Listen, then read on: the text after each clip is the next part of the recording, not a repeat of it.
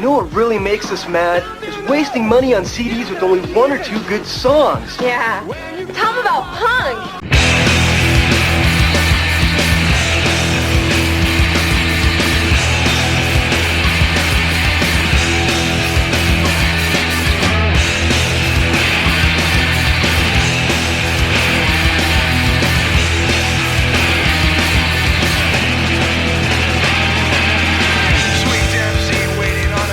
What's up, posers? Welcome to punklottopod. I'm your co-host, Justin Hensley. I'm your other co-host, Dylan Hensley. And this is the show where we assign our guests a year and they choose one punk, hardcore, emo, or post-hardcore. Well, I mean, that is a thing that you could choose. Punk-adjacent record. You could do screamo, metalcore. Yeah, I guess whatever. My brain was just going to go down the whole list of genres, but punk-adjacent records. It's punk, it's thrash, it's whatever. And they choose it, and we talk about it. That's the easiest way to say it. But today we are joined by Jeff and Jeremy of the Deathscography Pod, a podcast dedicated to the catalog of Deathwish Incorporated, Inc. And this is a really fun conversation with those guys. What are we talking about today? We're talking about the year 2009 and the record by Touché Amoré, To the Beat of a Dead Hoss. You can tell it's going to be a silly one by our introduction. This was a really fun conversation. Yeah. If it's four dudes, then you know it's probably going to be goofy. It's usually how our episodes go. But yeah, this is a really, really fun episode. And, you know, they're podcasters too, so naturally they're going to want to be a little loose with it. But you can head over to our Patreon, which is patreon.com/punklottopod, where we did a deep dive on the 2009 punk charts. You know, we did another chart after doing a couple weeks of charts, but, you know, it's a new year. We're on a new rotation now. And it clearly isn't because we didn't listen to enough other things to talk about. Yeah. And then you can follow us on all social medias, Instagram, Twitter, Facebook, at punklottopod. Email address is punklottopod@gmail.com. We have a voicemail line. It's 202-688-PUNK, where I got a very funny voicemail this week from someone saying they heard what we said about Madball. And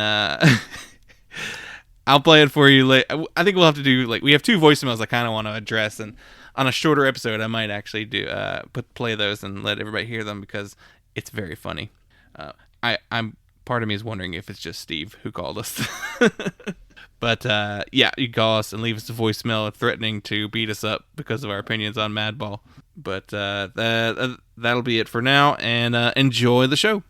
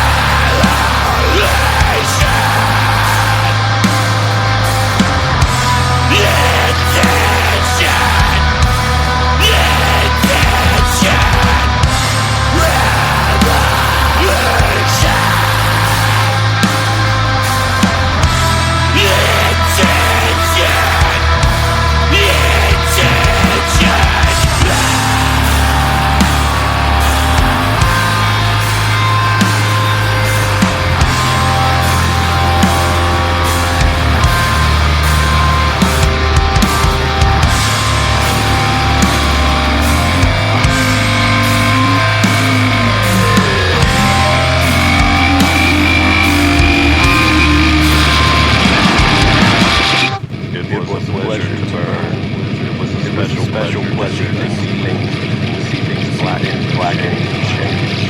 With the brass nozzle with the great python spinning around the bloodhound in his head, and the veins playing all the racing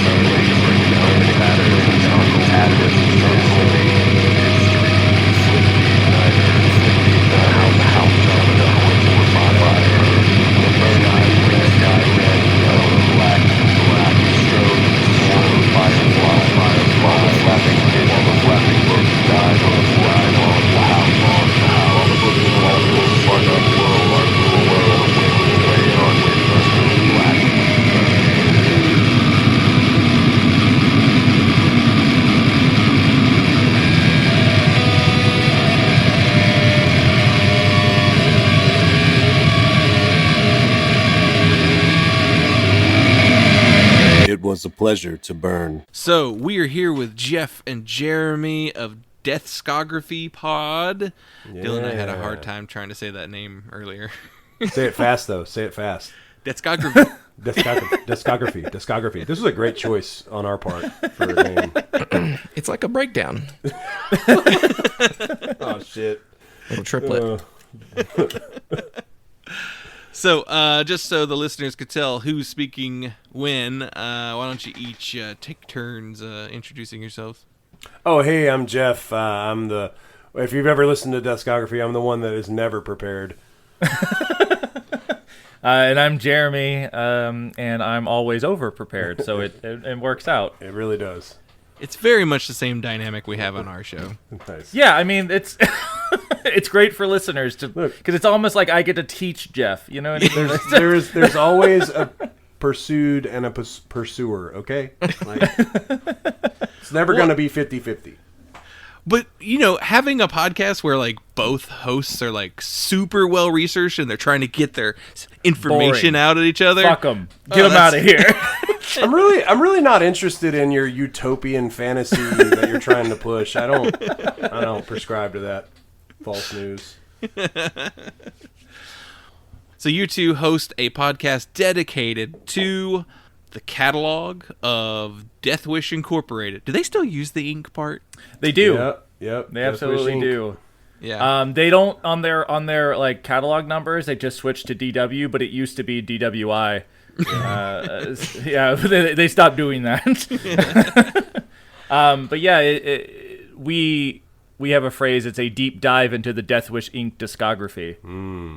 Alliteration. A lot of alliteration there. Yeah, that's good. We have a lot of alliteration too, and it's all plosives that start, you know, with P's. Nice. That's good. And you guys don't have pop filters? You were just talking about pop filters. No pop screens were just It's blasting literally through called hard B's and P's.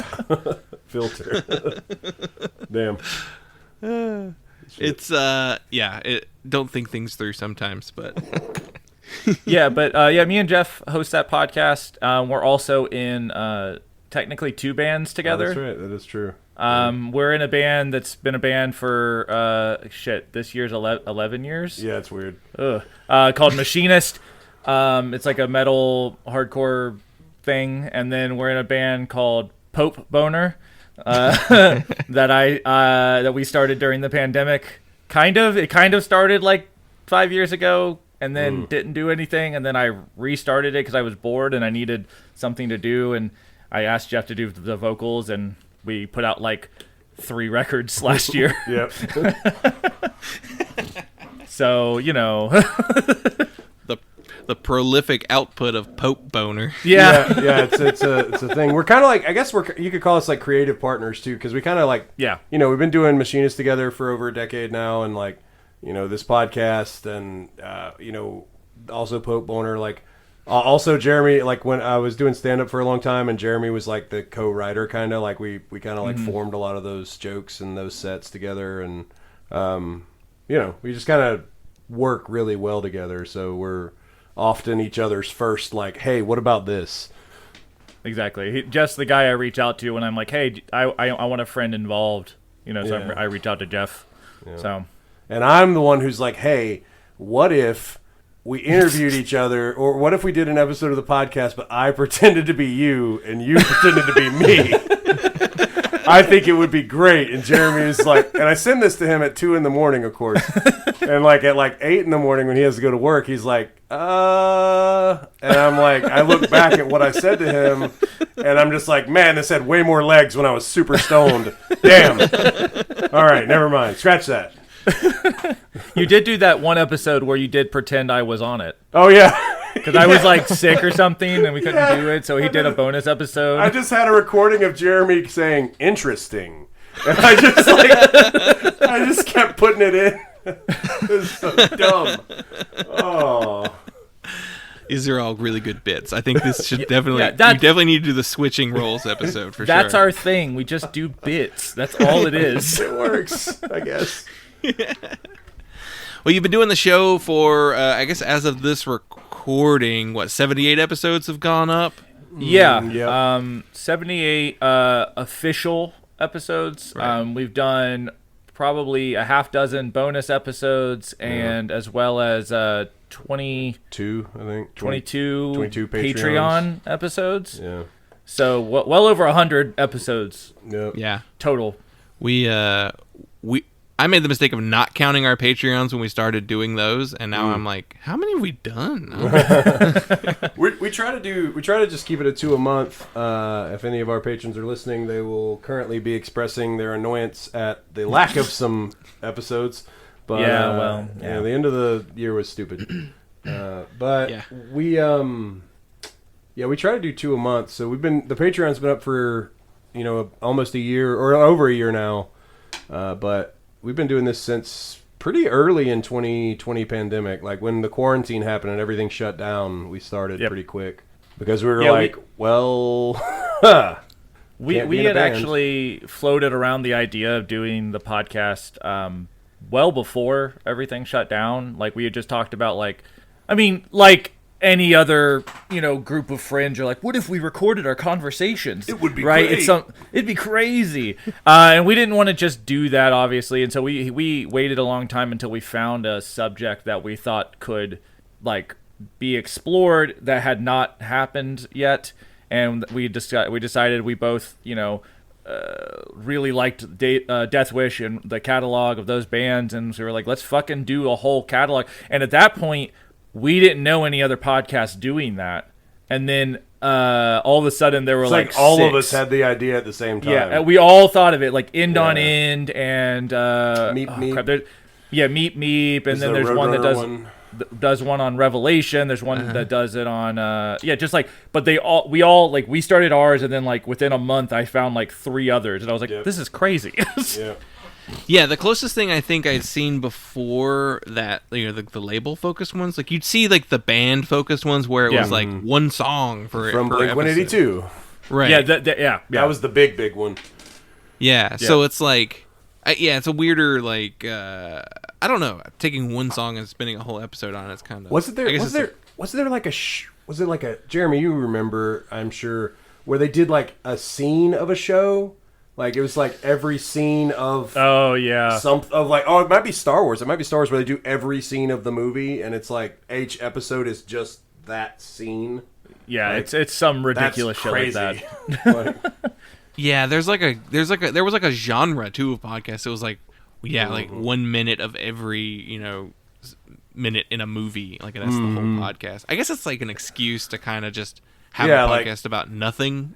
Yeah. I mean, because obviously they're going to talk about a bunch of other stuff, but it's crazy the extent that the deep dive into that super nerd level of I really love Tremors. We're gonna fucking talk about every minute of Tremors. All right, Jeff, write that down. All right, write that down. Hold on. That's a good one. You get horror movie people too, on top of podcast people. Yeah, it's Kevin Bacon people, Reba McEntire people. I'm a Kevin Bacon people. Okay? He's a Baconator. Well, I don't know. That's bad. All right. And welcome to RebaCast, where we do every episode of Reba. Yes. Fuck. One scene at a time. That show ran so long. Sounds like a murder scene. I'm just, ugh. Damn. So you kind of had the same deal as us, where like you wanted to do a podcast before you even had a theme. Yeah. And then a theme emerged, and was Death Wish just like the first one you thought of, or was it? Yes, 100%. Yep, we just jumped to it.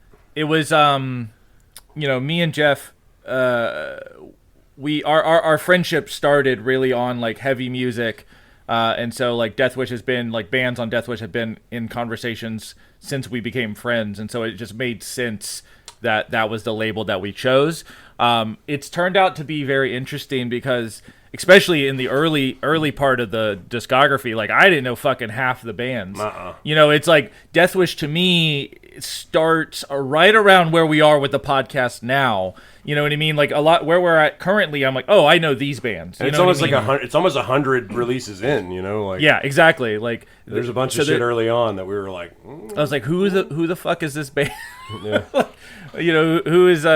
Who's Jesus Eater? And it turns out they're a fucking amazing band. That's and it's the dude from Dag Nasty's in that band. Like yeah, it's crazy. exactly. But yeah, so we chose Death Wish because we knew what the bands that we knew were amazing, and so we figured they all had to be probably decent.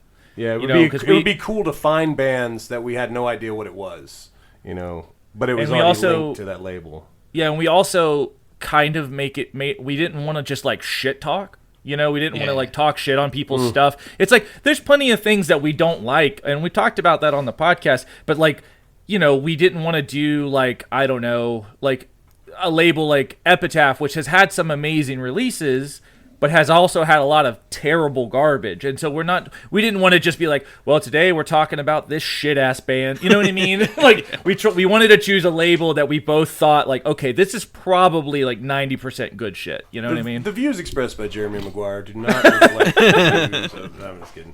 Shout out Epitaph, that new fucking Soul Glow. That new Soul Glow. Soul Glow song and video came out so good. Ago. It's sick. Yeah.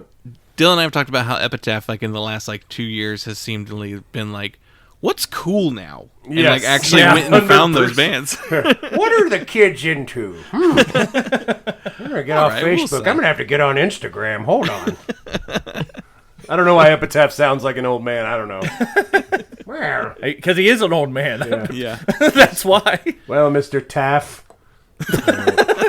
All right. The name is Taff. They call me Taff. Oh, God. All right, I'm sorry. We're going off the rails. You got to bring this you're going to have to bring us back, guys, because we will fucking bullshit for hours. Well, we there's two types of episodes that we have in our what do you call a podcast discography? I think it's called a podography. Podography, yeah, that's it. That doesn't sound like a good thing. Yeah. Our oeuvre. I don't know, like you call like a bunch of crows a murder. What do you call a bunch of episodes? A season? A series? Waste of time. Yeah. Yeah. a fucking emotional breaking point. Yeah. But we have like the episodes that are like we're on point. We are talking about the record the whole time. We are on the subjects that we are on, and then we have other ones where, like this one. Go on. Where it's just the most all over the place. Like every little tangent just takes you on I wonder what this one's going to be like. Very focused, I think. Yeah. Very measured. task oriented and detailed. And What record are we doing? I don't know. I have the outline in front of me, guys. I can do this. I have Jeremy's outline in front of me, guys. We can do this. Except that his first note is a question. It's not a question. It's a lyric, Jeff. Jesus Christ. What is it that you want?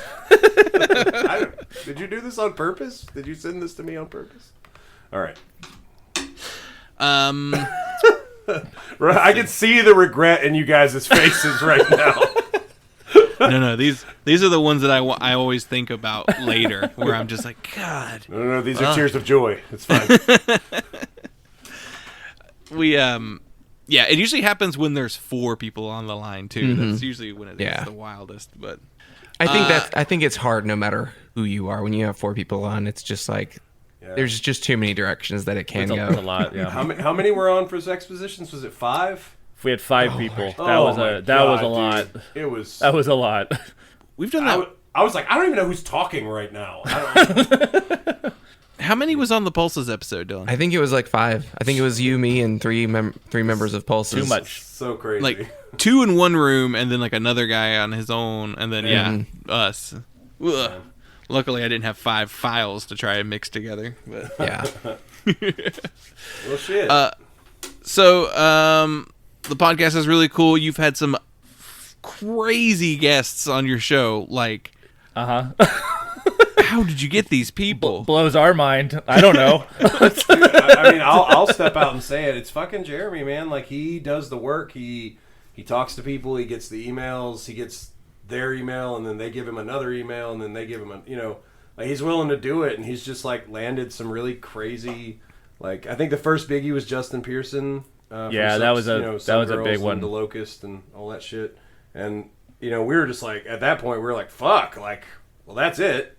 We've peaked, and then Jared, he'll just send me screenshots of like a text conversation, and I'll have to like figure out who it is that he's talking to, and inevitably I'm just like, what the fuck?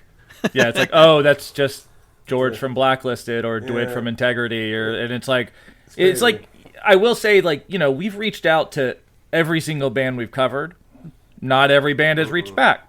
You know what I mean? Yeah. And like some of them like basically don't exist and don't have any social media, so they're hard to get a hold of. But the bands that we've been able to talk to and been able to have on, like, it has been really fucking cool and has like Jeff said, led to other like I've gotten some emails. Like I was able to talk to Jake Bannon, like, from Converge and the owner of Deathwish, because of knowing George from, you know what I mean? Because it's just like because once that I think our most listened to episode is the first episode that George was on from Blacklisted.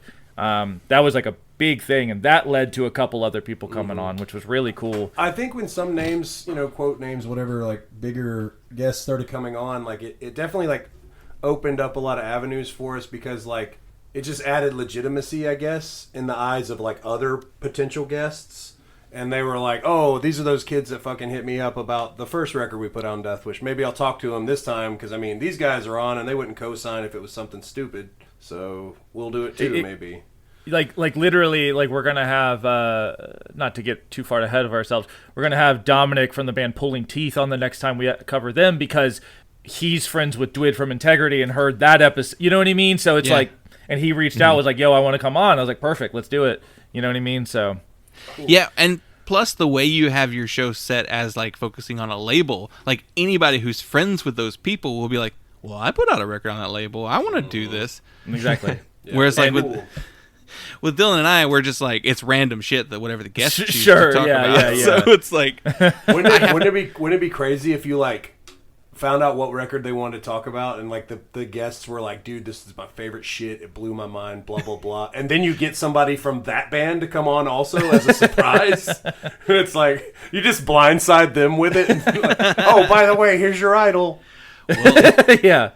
Shit, now you gave me no, I can't do that. I don't want to talk about their record in front of them. No, that's a weird thing. That is something I will say. So early on, we were doing bonus episodes when we would interview people, because we were like, I'm kind of uncomfortable criticizing someone's art to their face. Like, that's very weird. And so we were doing these bonus episodes, like we did Justin Pearson, because we had covered Some Girls, and we did Sex Positions, because we had covered their record and stuff like that. But then when we got George on from Blacklisted, we had already covered a Blacklisted record. So we were already like gotten out most of our opinions about that band and that previous one. And we both, me and Jeff, were like, well, we like this band and we know we're probably going to like this record that he's going to come on. So I feel like that's okay, because I'm always worried that we're going to have someone on and then I'm not going to like the record. And then I have to like, because I don't want to lie to someone's face and be like, I really like this record when I don't, you know what I mean?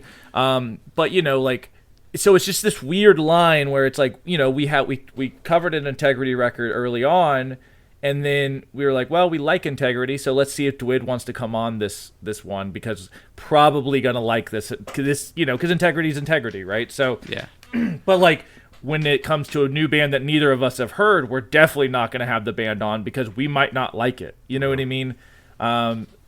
Like I don't remember the band off the top of my head, but we recently had an episode where I liked a record and Jeff really didn't like it. And if we had the band, that would have been way too uncomfortable, and I would not have been into that. Also, like, I will go on record saying that I was, like, hella negging that day. Like, I was like, I don't know, man. Like, I was trying to articulate, and I was failing miserably. So it just it's my least favorite episode we've ever recorded because I was like, man, I sound like a fucking asshole on this episode, dude. Like, I am not coming across well on the internet right now.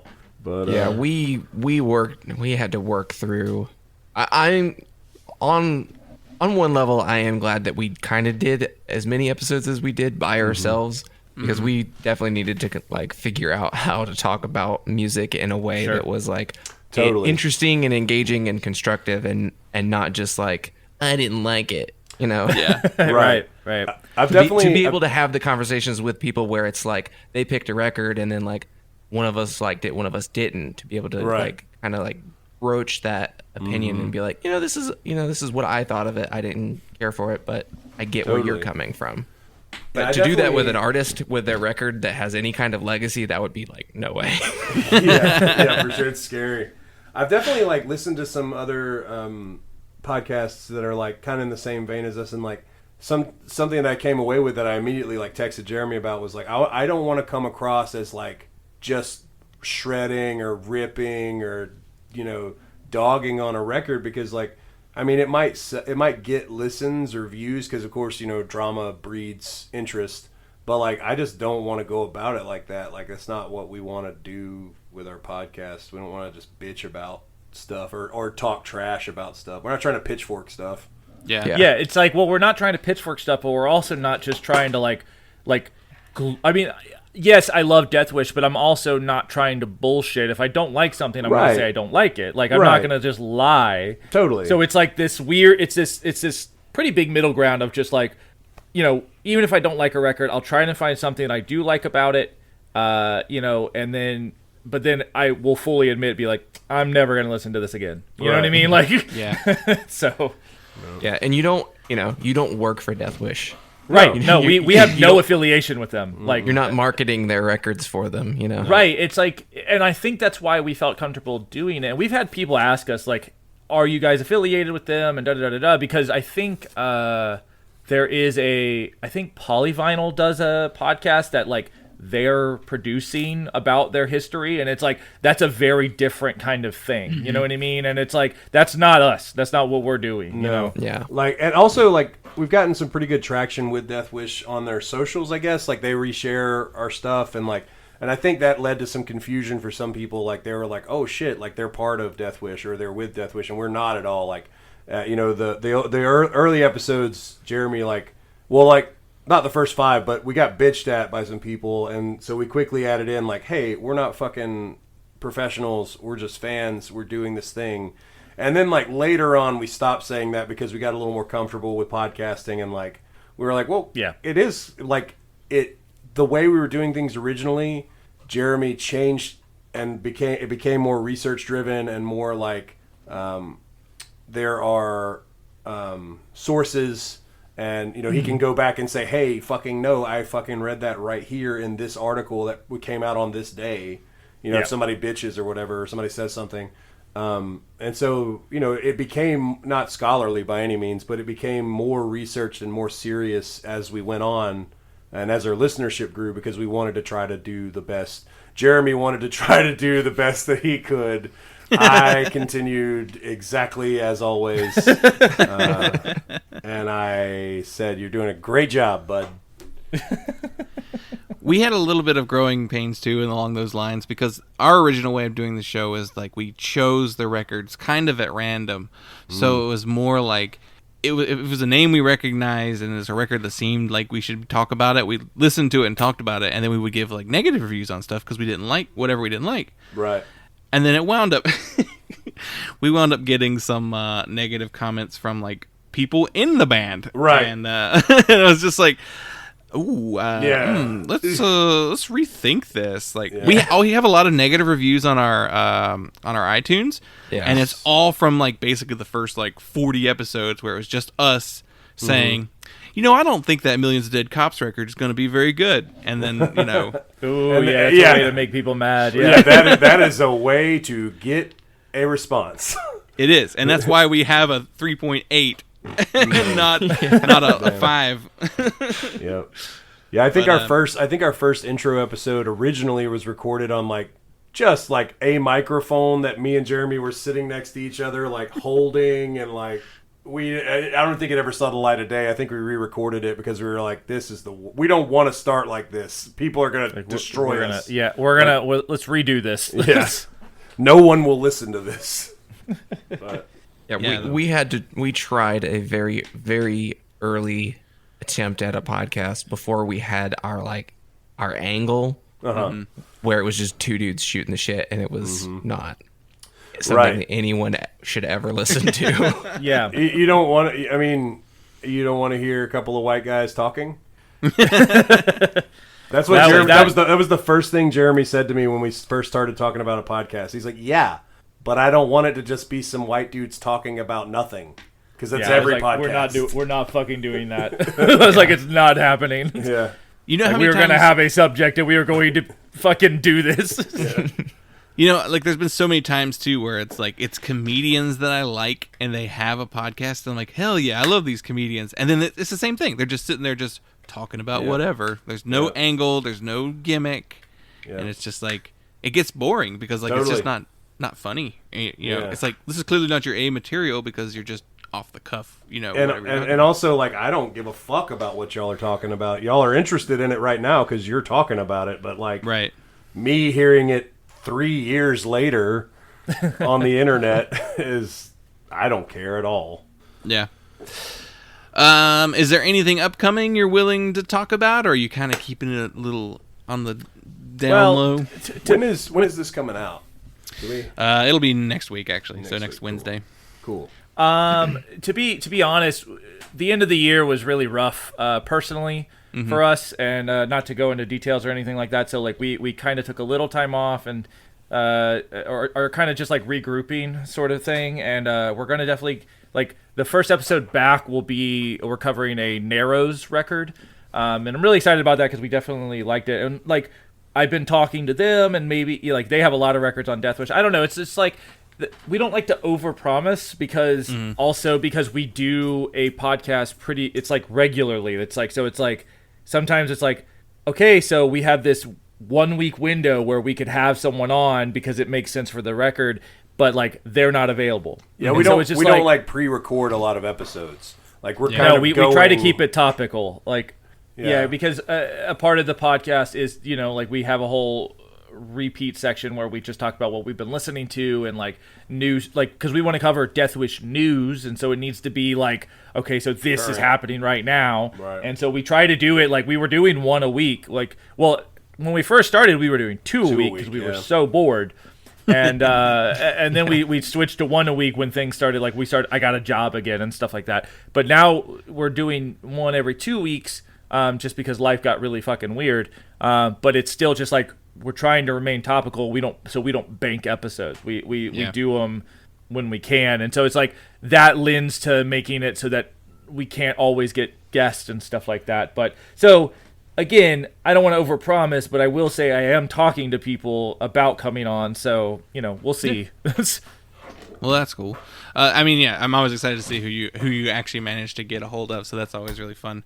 I will say next month or in March, Converge is doing a tour through Florida, and I bought tickets to see them in Orlando because I live in Florida, and I'm bringing my field recorder, and I'm gonna run up to Jake Banner, talk to me. That'll be the recording. It'll just be hi, sir, you can't. Hi, Jake, sir, you can't. Don't. Jake. And that was the bonus episode where I got punched by a security guard. Yeah. It's just the noise of him being thrown out a back door. like a Muppet. And my last question is, you've got plenty of time until you get to this point, but what happens when you're all caught up? Oh, man. Well, hopefully will never be done. Yeah, right. that's like the idea, hopefully, right? you know, like if they keep fucking doing shit like they did this year and put out 3 records, we'll definitely be done because they did not put a lot out. Yeah, but you know, we could just, you know, we could have a rant when they put out a new record. We do a new episode. No, I mean the when we catch up, when we get to the end, you know, we thought about like. Because, as an example, that Blink-182 podcast where they covered every song is eventually they covered every song and they just transitioned to a more general music podcast. Right. And so that's been a thought of mine is like maybe we do another label or maybe we do something more general. But it's like, honestly, we're like probably 3 years away from that. So I'm not really thinking about it too much right now. And I mean, we have a pretty constant listenership, you know, like we have a group of people that tune in every episode, and I think that like, and a lot of the reviews that we've gotten are like, oh, like it's cool they're talking about these records, but I just like listening to these two guys talk to each other because we have a really strong rapport with each other because we've been friends forever. So like, I think wherever it goes, I think it'll be okay, and I think that people will continue to listen because like through being interested in a Death Wish podcast, they kind of have become fans of us, I guess. So like, I think that it might work out wherever it ends up going. Yeah. I mean that's a really good following to have. Like you want a following that's like, whoa, they don't care about the record, but they listen to the episode anyway. Right. And, you know, that was a goal for the and I'm sorry that we're just still talking about the fucking podcast. That was a goal for the podcast was like we wanted to like it's like it's first and foremost Death Wish, but we also want like. You know, I listen to like various podcasts where I'm not interested in every single fucking episode, but I listen anyways because I like the host and I like their opinions on things and what the way they talk about it and so like I feel like that was definitely a goal is to like make it so that people liked us and liked, you know, like I said, we had those repeating sections at the end where we're talking about personal stuff. So it's like, you know, I'm not trying to make the podcast about me, but I am trying to make it so that people give every episode a chance rather than only listening to the records or to the episodes that focus on records they know, you know? Yeah. Right. The pick and choose a la carte Right. approach to it. Yeah. Oh yeah. Makes perfect sense. And you're smart to put that on the back end because then you lose all those people who are like, oh, well, I want to listen to the show and they just started off talking about whatever they wanted. And There's definitely a story where like we're recording an episode and I look over to my right and I freak the fuck out. And and Jeremy's like, what? And I like take the laptop and turn it, and there's the biggest fucking cockroach ever, like just on the fucking table next to me. And like, I am trying to like it's all in the podcast. I'm trying to fucking like get it and like fucking get it outside. And he's just like laughing at me the whole time. And then like, somewhere on the internet, some guy was like, somebody like tagged us and they were like, this shit's awesome, I love it. And some dude was like, yeah, I tried to listen to an episode, but they talked about a fucking roach for way too long. And I was like, what's funny is I edited a lot of it out, but I kept a bunch in. Firm but fair. Yeah, firm but fair. Yeah. I just love that that's the one he landed on. Yeah. Like a cockroach, he landed on the. No. Thank you. Thank you. Well, let's move into the format of the show. So we're only 45 minutes into your podcast.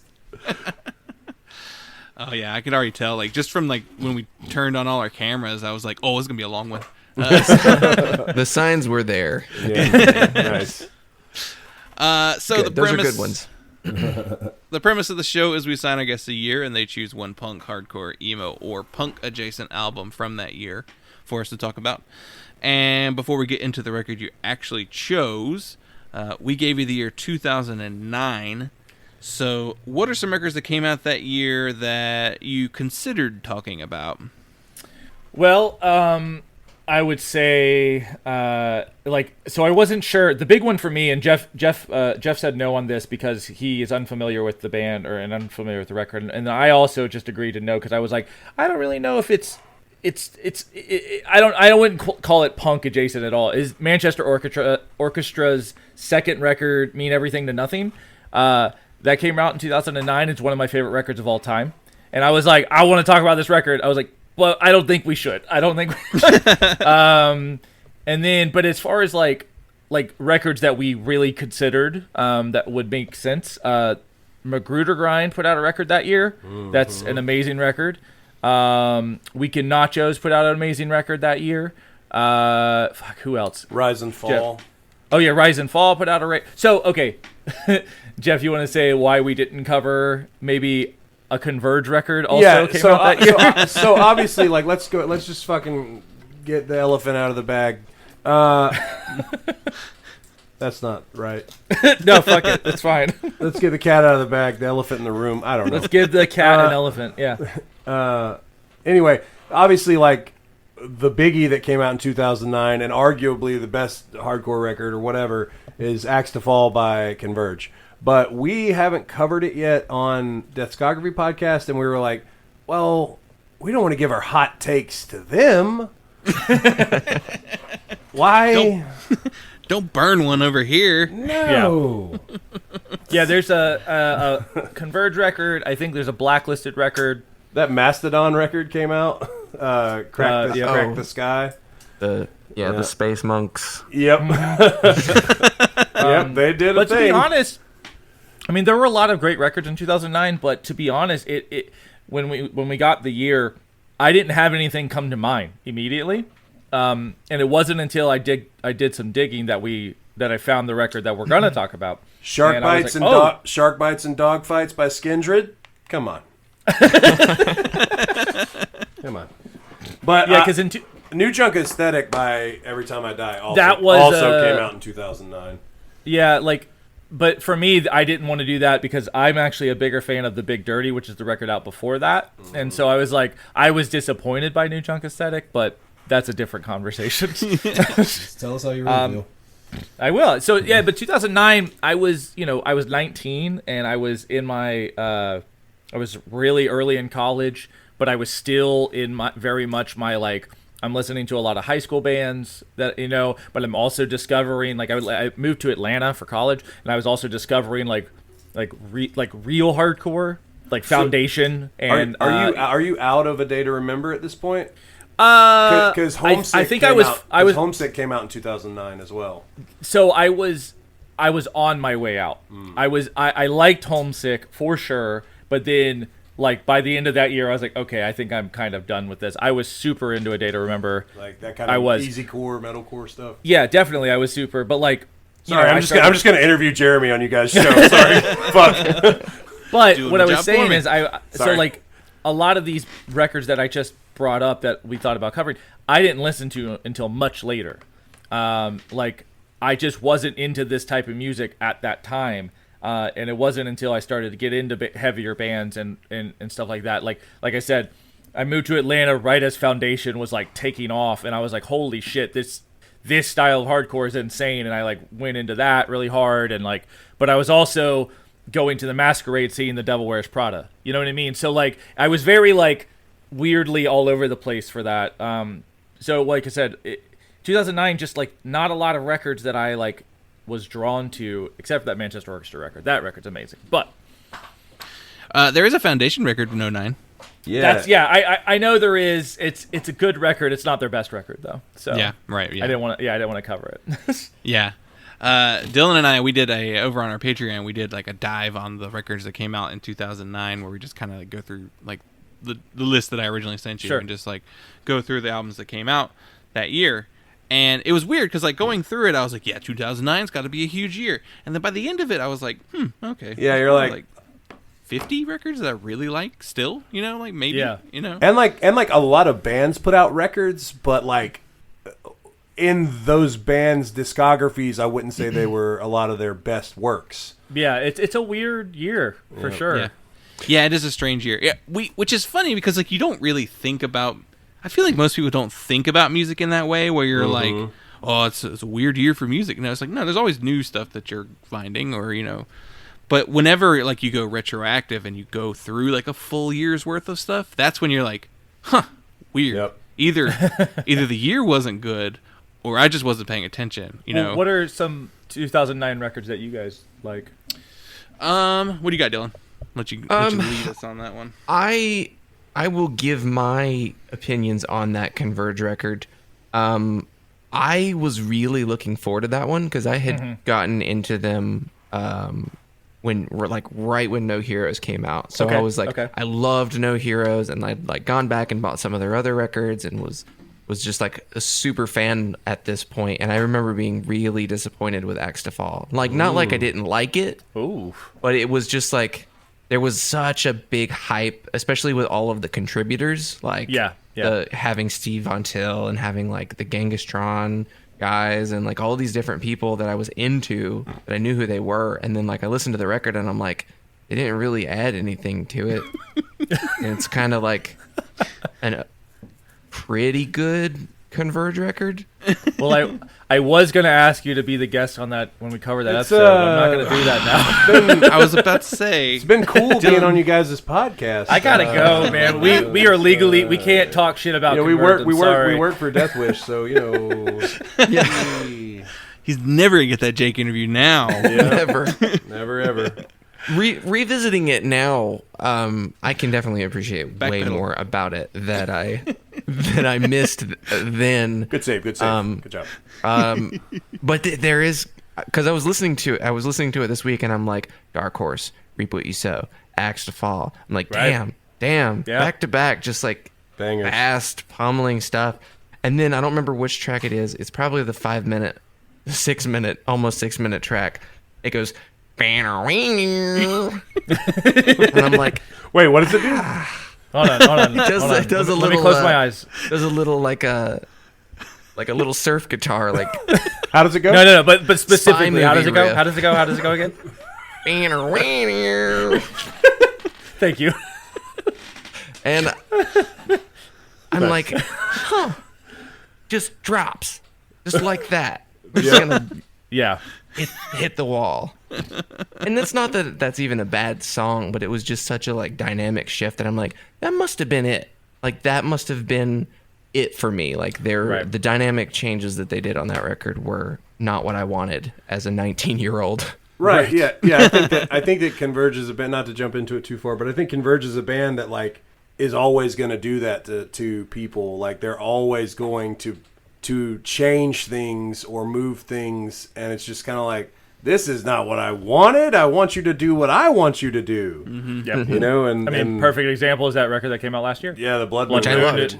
But it's like very much people are like, this isn't Converge. Oh yeah, everybody. They're just like even the fuck? You Fail Me has that kind of reputation too, with people who are just like hardcore into Jane Doe, and then You Fail Me comes out and they're like, what? Yep. And it's crazy because I feel like it happens every time Converge puts a record out. People You say Fail Me might be my favorite Converge record. Like, that's my favorite. It's, you know what I mean? So it's like, anyways, yep. This isn't Deathscography, goddammit. We're talking about other stuff.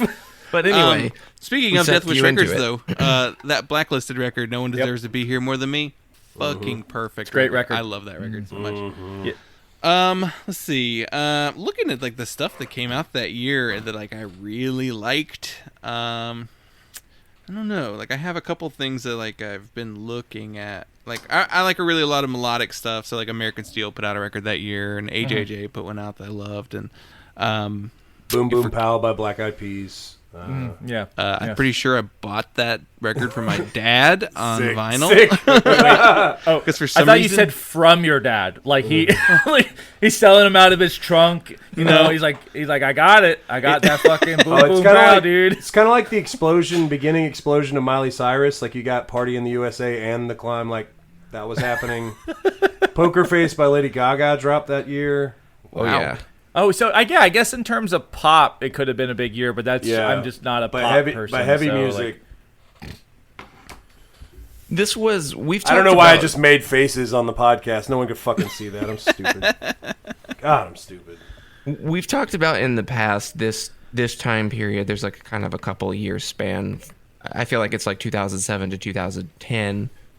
That's a pretty big span, but 2009 being right in the middle of that seems right to me. Mm-hmm. And I don't know if it's just a generational, like, I'm exactly the right age to notice that, but there's this shift from the mallcore, emo, metalcore, Vans Warped Tour to what we usually refer to as Death Wish hardcore, which we use that more broad than just Death Wish Records, but like that label really exemplified that that kind of real hardcore sound that it felt like everyone got into, like discovered at the same time. They're like, oh, there's this stuff.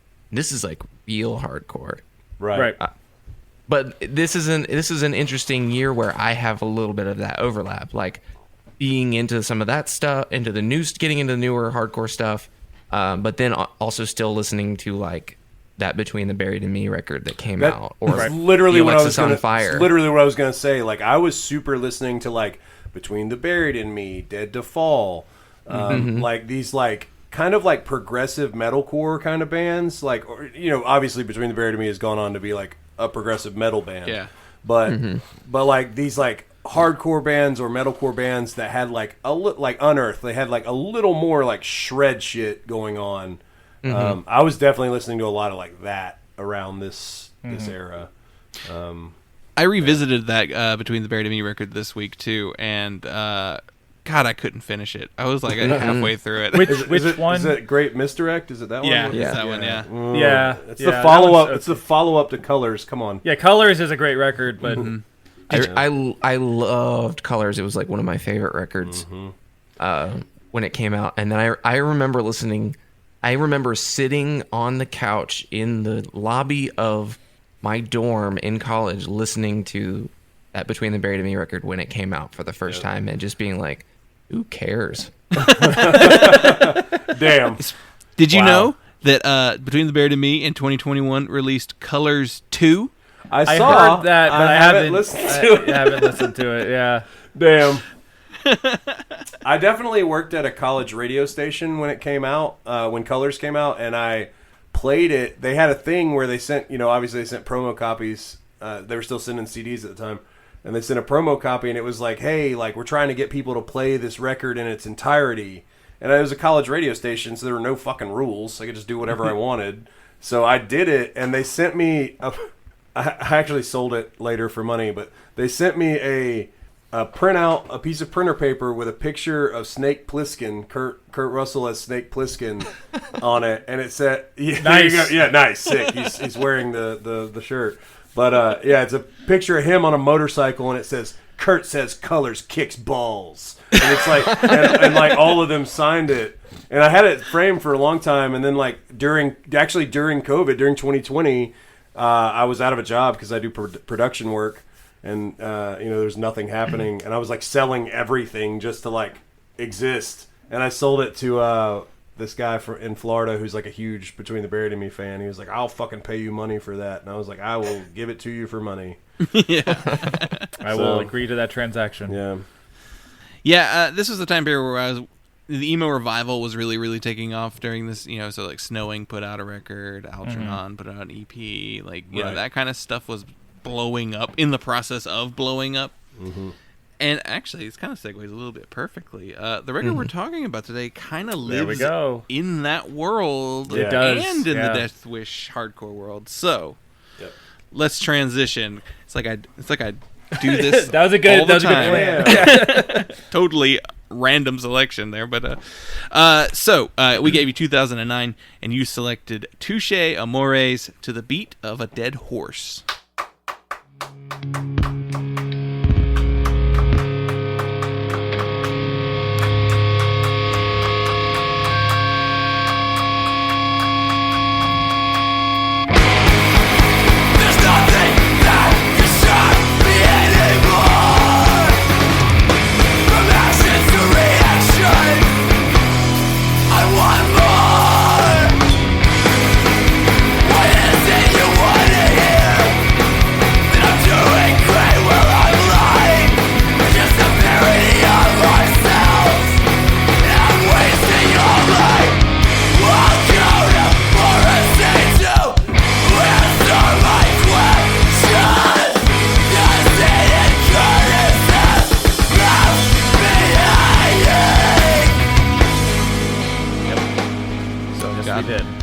Shorter than I remember.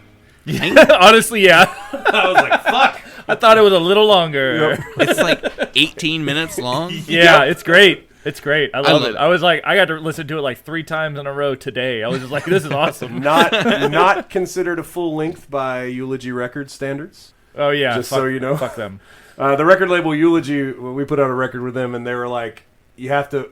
At the time, we were putting out like minute-long songs, and they were like, the record has to be 20 minutes to be a full length. We won't carry it unless it's 20 minutes. So we wrote like 18 songs and put it out on a record. Anyways, Touché Amoré. Yeah, here we go. Touché Amoré. Touché Amoré. I got a couple of my stats on the record. So, Touché Amoré are from Los Angeles, California. They formed in 2007. This was released June 2009 on 6131 and Collect Records. This is the band's first full-length album. The person on the album is Elliot Babin on drums, Jeremy Boehm on vocals, Nick Steinhardt on bass, Clayton Stevens on guitar, and Tyson White on guitar. And the album was also produced by Alex Estrada, who probably is most known for producing a couple of Joyce Manor records around this time period. Nice. A couple guest appearances as well. Jeff Rickley of Thursday provides vocals on Always Running, and Jeff Eaton of Modern Life is War lends his vocals to History Reshits Itself. Mm-hmm. So I got a couple more things, but I'll get those later. So first thing I always ask is, what made you select this album for us to talk about? So, you know, Touche obviously ended up being a Death Wish band. This record is not a Death Wish record. It's obviously 6131. But Touche is one of my, I would say, in this melodic hardcore screamo world they live in, they're my favorite band in this genre. At least contemporary stuff. You know what I mean?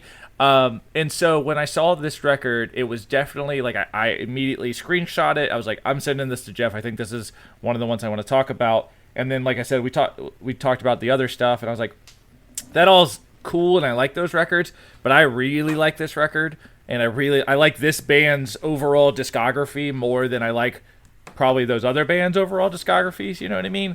I will say this is not my favorite record by them, but it is top 3 for sure.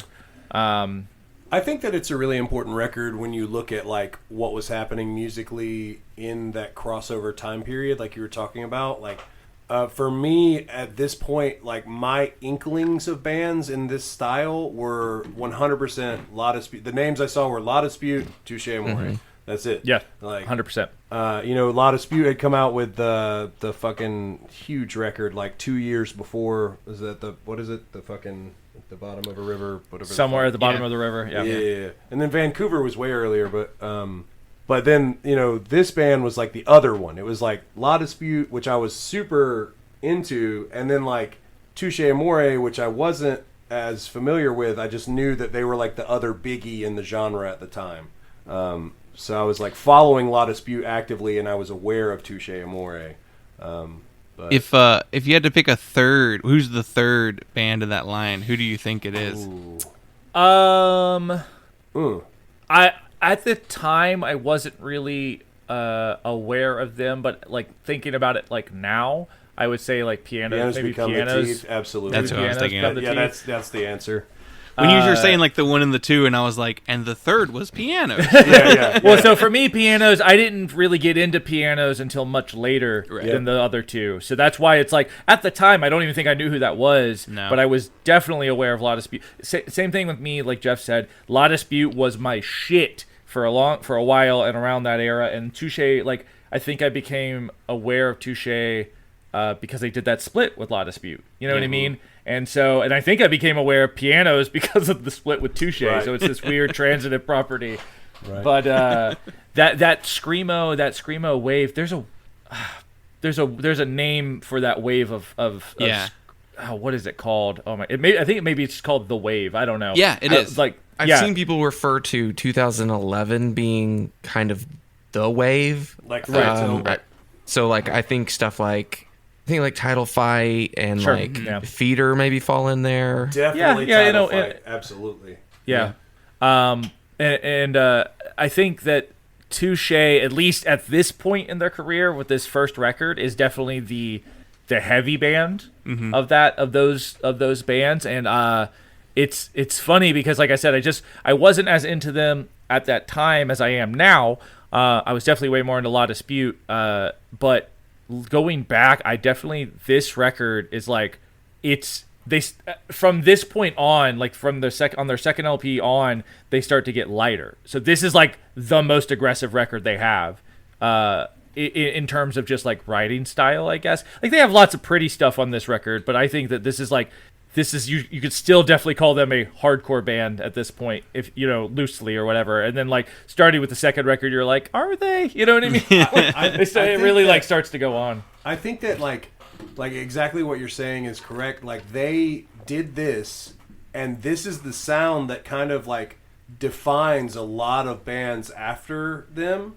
Yes. But on their next record and moving forward, they're already moving away from it. Mm-hmm. But a lot of other bands didn't follow them as quickly because this sound resonated so well.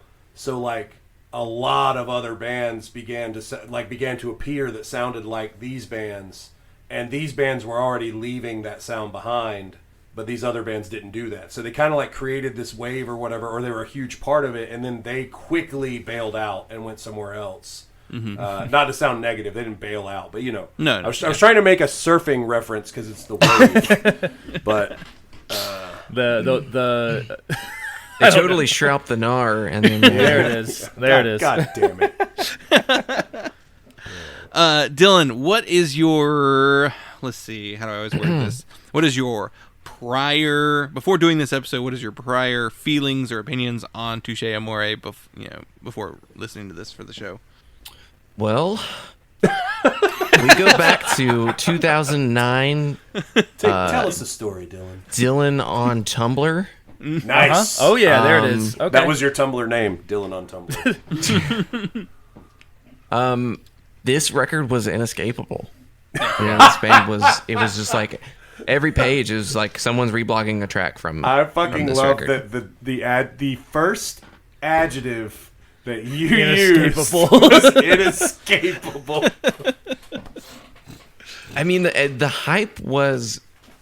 It was palpable. It was like as soon as you heard the name, as soon as you saw that record cover, you immediately never stopped hearing it and never stopped seeing it. Like it was just, and like of course immediately I dived in. Like I checked it out. Like I probably ripped it from, downloaded it from whatever blogspot. Yeah. Fucking. I was checking shit. this What was the frequently. biggie? What was the biggie, Jeremy?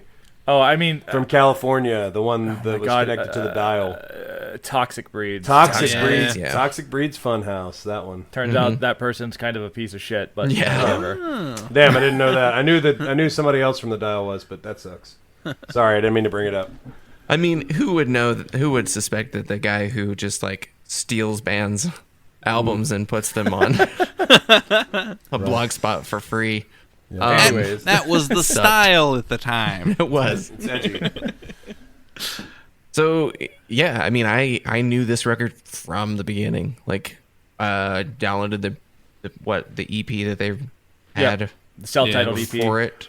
So listened to that a ton. Was like ready for the next record when it came out. So I loved it. I have a question. I loved it then. I have a question. So you said it came out in 6131.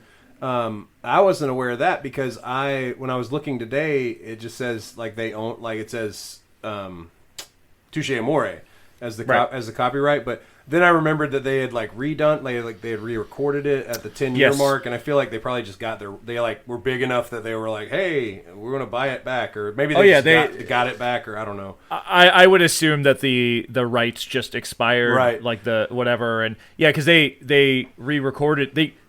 Let's talk about this just real fast. They didn't just remaster. No, they remix. Like re-recorded it. They fully re-recorded this entire record and put it out as Dead Horse X. Yeah, and like, so speaking of La Dispute, they remixed Somewhere at the Bottom of the River, and that is the only version you could find on the internet for a while. And that made me so mad because it was so different sounding, and it was so like.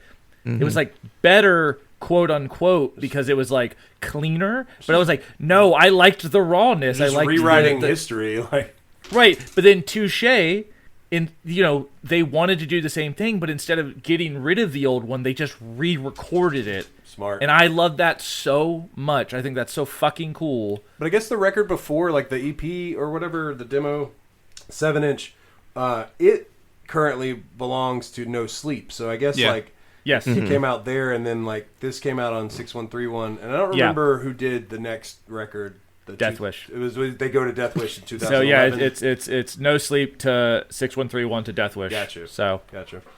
Which they kind of hang out with, right? Like they don't. Do they leave Deathwish? They did. Yes, they're on Epitaph now. So they okay. did 2 records with Deathwish and have done 2 records with Epitaph. Which is kind of like that's a pretty common trajectory. Like Deathwish to Epitaph Converge put records on Epitaph, right? It still does. I mean, technically their records are still distributed by Epitaph. It makes sense, like there are connections there. So like some of the heavy hitters from Deathwish to go on to Epitaph makes sense. I would say Epitaph is arguably the biggest punk label. You know what I mean? Like the biggest not major label punk label. You know what I mean? Or whatever. So it's like, yeah, it makes sense.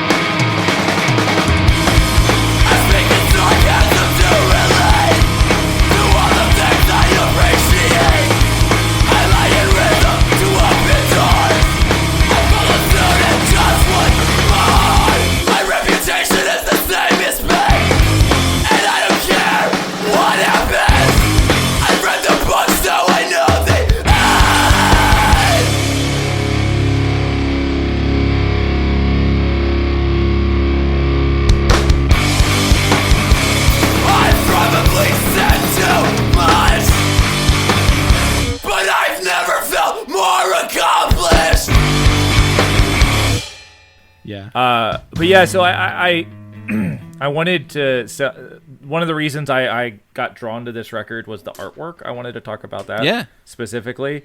First off, I think it's really cool that their guitarist Nick does all their artwork. He's a visual artist by career, and I actually took some notes about some bands that he's worked with, and this is all real because he did that Death Heaven record, the Sunbather album art. What? That's him.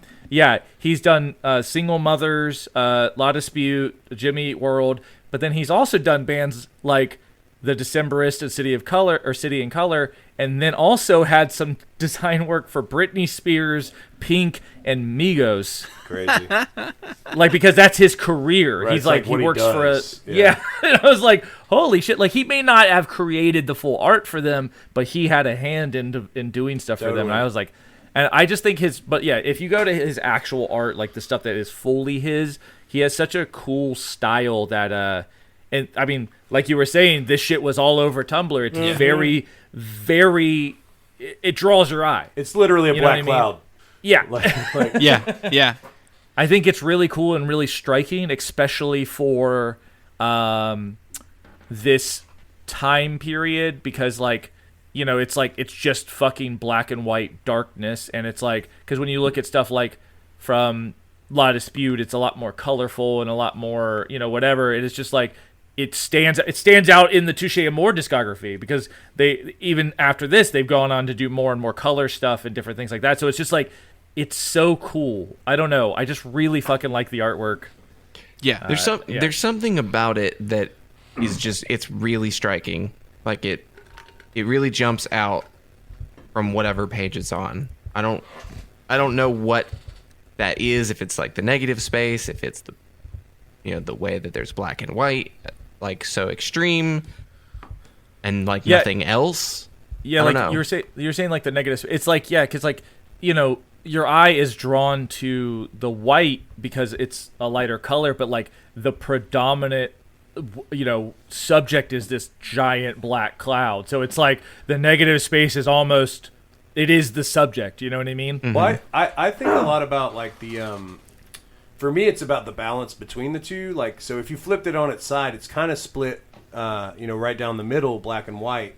And it's like this idea of, for me, it's like this idea of like being swallowed up by the darkness or whatever, because it's like coming down from heaven, and it's this guy or this person on a bicycle or whatever. But like, I don't know. For me, it's a lot of like duality of man stuff. Like it's like, this is the thing that is inescapable. You are always going to run into this fuck shit in life because that's what life is. Like it's very like Buddhist, like very life is suffering for me. That's what I get from it. Are there two versions of the cover? Because I'm looking right now, and I see. I looked at the. You might be seeing Dead Horse X. No, so I'm looking. It's giving me like this Last FM image upload, and it has like the hand scrawled Touché Amoré in the upper right corner, and then the rain is more lines than it is kind of like spots. Interesting. I don't know what this is. It could be like maybe a test press cover or something. Well, because I mean, on our podcast, we've discovered like sometimes the CD art is different than the vinyl art, because with a vinyl record or with a CD, it's like there's no slip covers. They just have to have everything, and also, as we found out working with Eulogy, you have to have your name on it. You can't, like, if it's going to get distributed a certain way, but like with a vinyl record, you can just have just art if you want. So like that could be what's going on. It could be, I don't know, but could be, yeah. Also, it could be test press stuff, because that also could be whatever. There's a 10-inch version. What? On Holy Roar? Interesting. Yeah, I'm just that's fucking wild. Yeah, randomly pulling that up now. Yeah, I'm trying to get into my Discogs right now, so I was gonna say I'm pulling up Discogs right now. But it has the same artwork for that one. It also what? So okay, it's a 10-inch. It's a 10-inch. All of it's on. No, okay. So the A side is the first track through Broken Records, and then the B side is the last 3 tracks of the album, and then 4 tracks from a live at Chain Reaction set. Interesting. Weird. It was for their Euro UK tour 2010. That's what it was. Oh, so is the art you're seeing? Is it like a circle and then it says Touché Amoré? No. I'm seeing that because I think that's a hype sticker. Oh man. It's actually like written on it. Can you share your screen? Is that a thing? Yeah, let me see. Like, I'll show you. I'll even send you the exact link to it because it's the Last FM image. Like, if you look at where the link goes, that's where it takes you. So it's right here, and excuse me, everyone listening right now. I guess if I was smart, I'd just edit this shit out, but we'll see where that is. So I'm gonna throw this in the chat down here. Of course, yeah. Very, very slow. Paste. Yeah, I want to see it. Well, I see a version on Discogs that is like bright and colorful. It looks like interesting. Someone drew a crayon version of the cover. Oh yeah, this is definitely similar but different. Yeah, and I don't know if it could just be like, because it is Last FM, literally anybody can just upload an image. You know what I think? This feels like a sticker. Yeah. Yeah. This feels like a sticker like that got made of the album art. Or a shirt or something or something. Yeah, because like that's what that feels like to me. Yeah. Anyway. I want this version with I love this colorful sunglasses. One. Oh my god. What the fuck? Sunshine. That's incredible. That reminds me, on that episode we just interviewed Dwid, he did hand painted test press covers of like Rasputin for the record and stuff like that. It was really cool. Oh shit. And those are worth a pretty penny on the internet. Yeah, I want, before we get too far, I wanted to kind of say my introduction to the band too. So, one, because it's a little bit of a brag, but so I saw Touché Amoré in 2009. Oh shit! So it was at Fest. That's I live in Gainesville. I thought maybe you were that Machinist who I've seen like on all the Fest lineups for like years now. That's us. That's us. Yep. So like this was, I don't know if you remember, I don't know if you were at that fest or not. It would have been maybe Fest 8 probably. No, my first was 12. So okay. So I don't know if you remember at the time, Comadre was really hyped, and Sure. they kind of had, they were playing Fest, and then at this Fest they were like, Comadre's playing a house show after the first night of Fest, and they're gonna do Refused covers the whole set. Oh, fuck. So like me and my buddy were like, well, hell yeah, we got to go to this. So we go to this house. It's like in a neighborhood. We get there and we're like, oh, this shit's getting shut down like immediately. Because there's like literally like 100 people at this one house in this neighborhood in Gainesville. And so like we're like, all right, let's see if this happens. And so like we go in and like everybody's hanging out inside. Like I don't know what the people did with their furniture. They must have moved it all outside of the house, because it was just people in the house and bands with their gear. So this is a punk house. Yeah. Presumably, it's very possible they had no furniture. Right. That's true. That's true. They just moved the milk crates outside. It's just all stacked up in one of their bedrooms. Yeah. So like the first band plays and we're like, oh yeah, this is pretty cool. Who is this band? It's Touché Amoré. Nice. So like this had come out by the time we'd seen them, but like I wasn't familiar with them yet. I remember me and a friend were talking about them later, and we were like, hey, you remember that band we saw at Fest? Like, oh yeah, here's their record. And like we were listening to it at the time and we really liked it. But it was just like really cool to see them. It was like them, like Comadre played, and you can watch the entire Comadre set on YouTube if you just look up like Comadre House Show. It's like the first video. It's fucking insane. They play all Refused covers. And then like after them it was like Daniel Stripe Tiger maybe was the band. Okay. But I That's think cool. I think We Were Skeletons were supposed to play after that.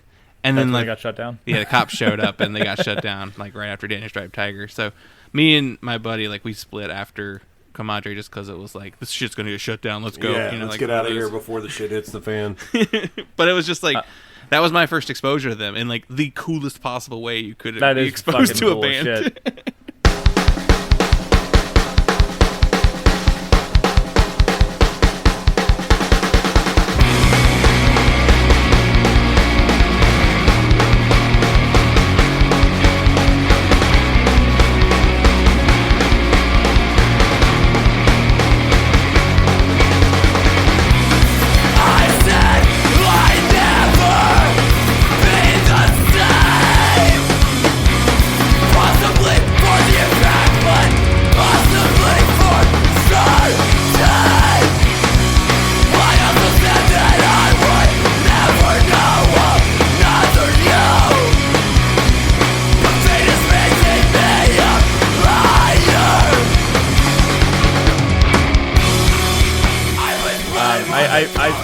Just speaking about seeing them live, I've seen them 2 times.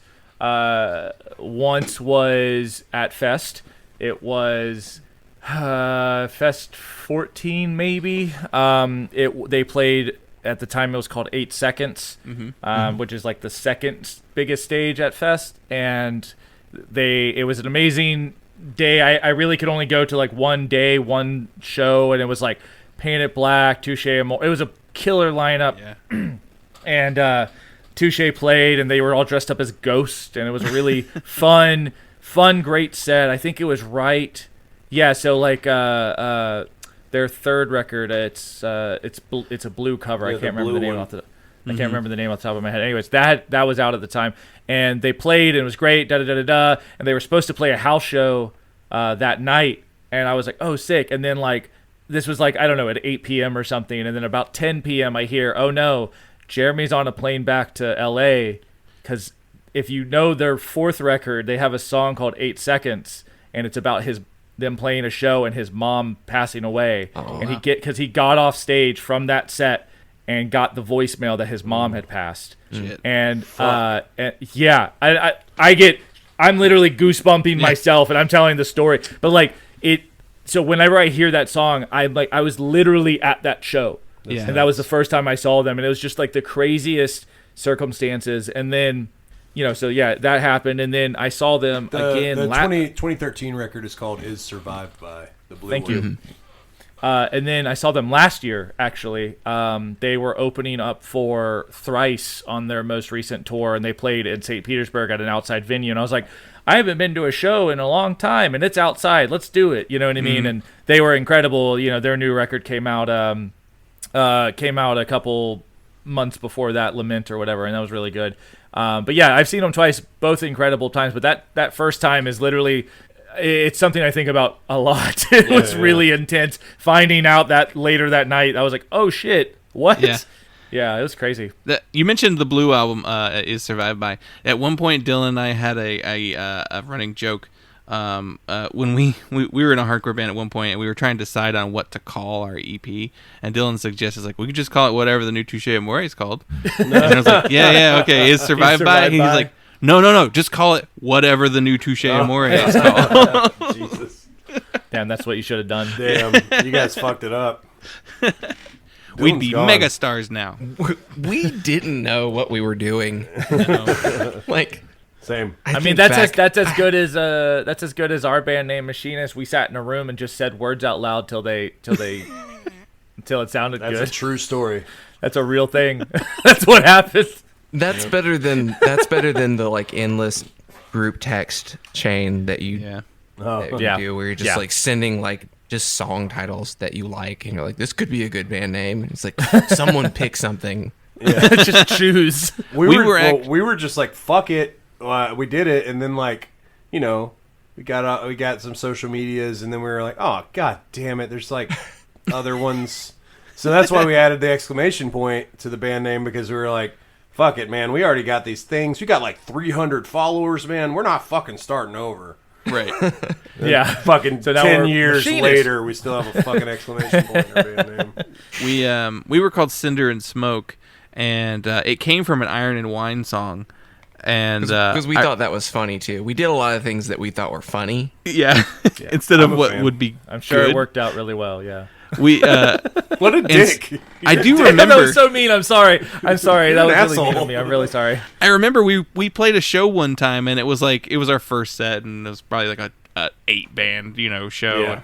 And Dylan was like, "Oh yeah, we're Cinder and Smoke," and somebody in the crowd goes, "Like the Iron and Wine song?" And he was like, "Exactly." That's exactly 100%. Right. Prepare to get bummed the fuck out. Here we go.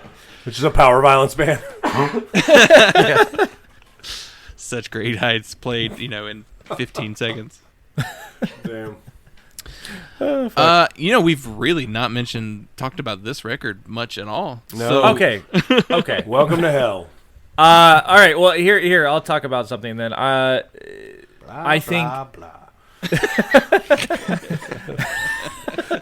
I think, like I was saying, this record is definitely it's like super aggressive for them, and like they have like I gotta pull up the track listing. I apologize, but track 5 is like kind of like a spastic feel, which they don't do a lot later on, and then but I want to say my favorite song is probably track 2. It's pulled off of it's definitely pulled off their EP. It's like a re-recorded version of it. On a Sleep. On a Sleep, thank you. This is the song for me on this record. It's like the initial dissonant main rhythm is really cool, and then it hits into a really heavy kind of rocking part, and then it almost feels like it ends like a minute in, and then it feels like it just changes into a completely different song, but it's still the same song. And then it's got that whole repeated section at the end where he says, "I'm losing sleep, I'm losing friends, I've got a love hate love with the city I'm in." And those lyrics, I don't know, they a lot of the lyrics on this record, a lot of lyrics that Jeremy has written really like speak to me, and I think that line in particular definitely does. I don't tour so much anymore, but Machinist used to tour a fuck ton, and that line in particular, it's like it hit for me for that. Like it was just like I didn't really love where I was living. I was losing a lot of friends because I was gone so much, and I was tired. I don't know. It just like it really spoke to me, and it was something that like still stands out And it's definitely a song that's in playlist of mine, even if I don't listen to this record regularly. Like this song in particular, I definitely do. I love it. It's a great song. Yeah, I think that Jeremy Boehm absolutely is a phenomenal lyricist and a poet.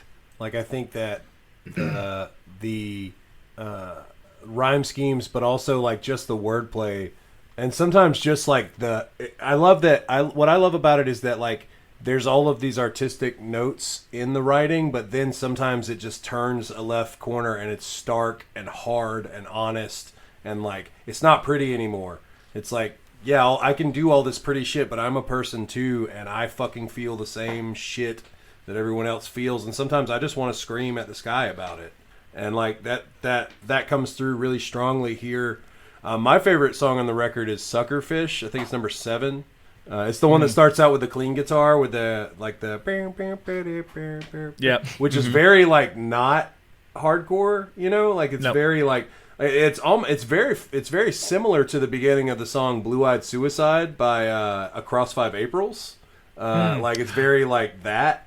Like you mean the band that on Victory that said that they had their record stolen? Yeah, they faked the guy leaking the record. That band. Yeah. People like destroyed that guy's MySpace page. Yeah.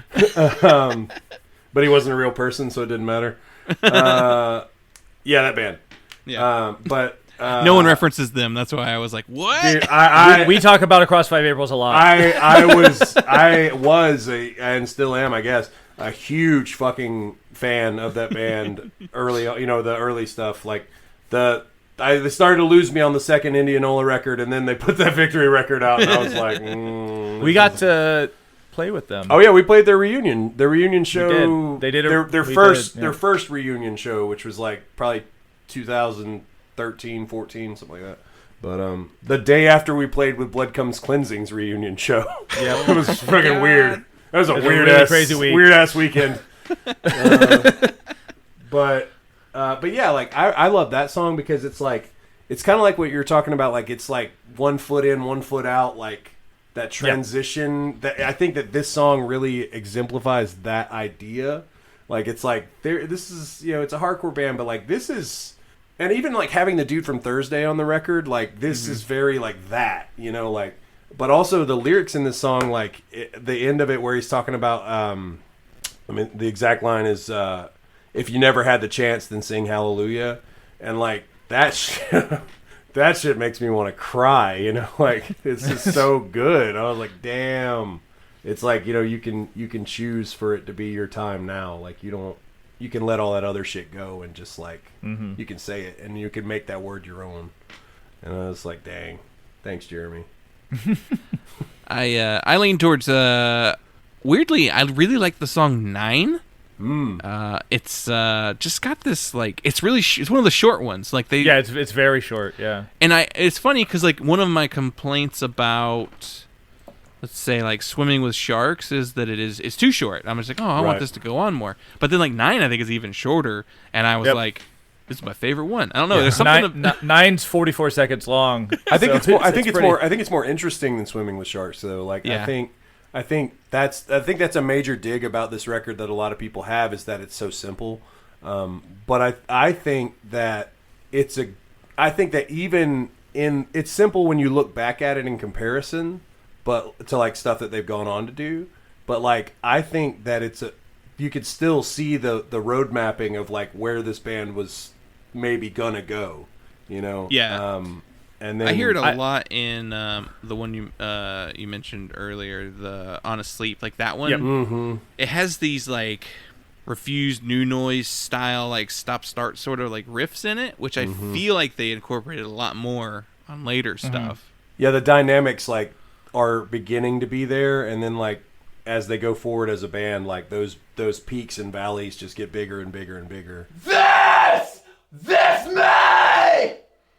This may read like you never stop. I commemorative valley on my behalf. But before this thing contained in prison, we're gonna need a few more witnesses. My eyes are weak so I can never focus on decisions that have left me hopeless.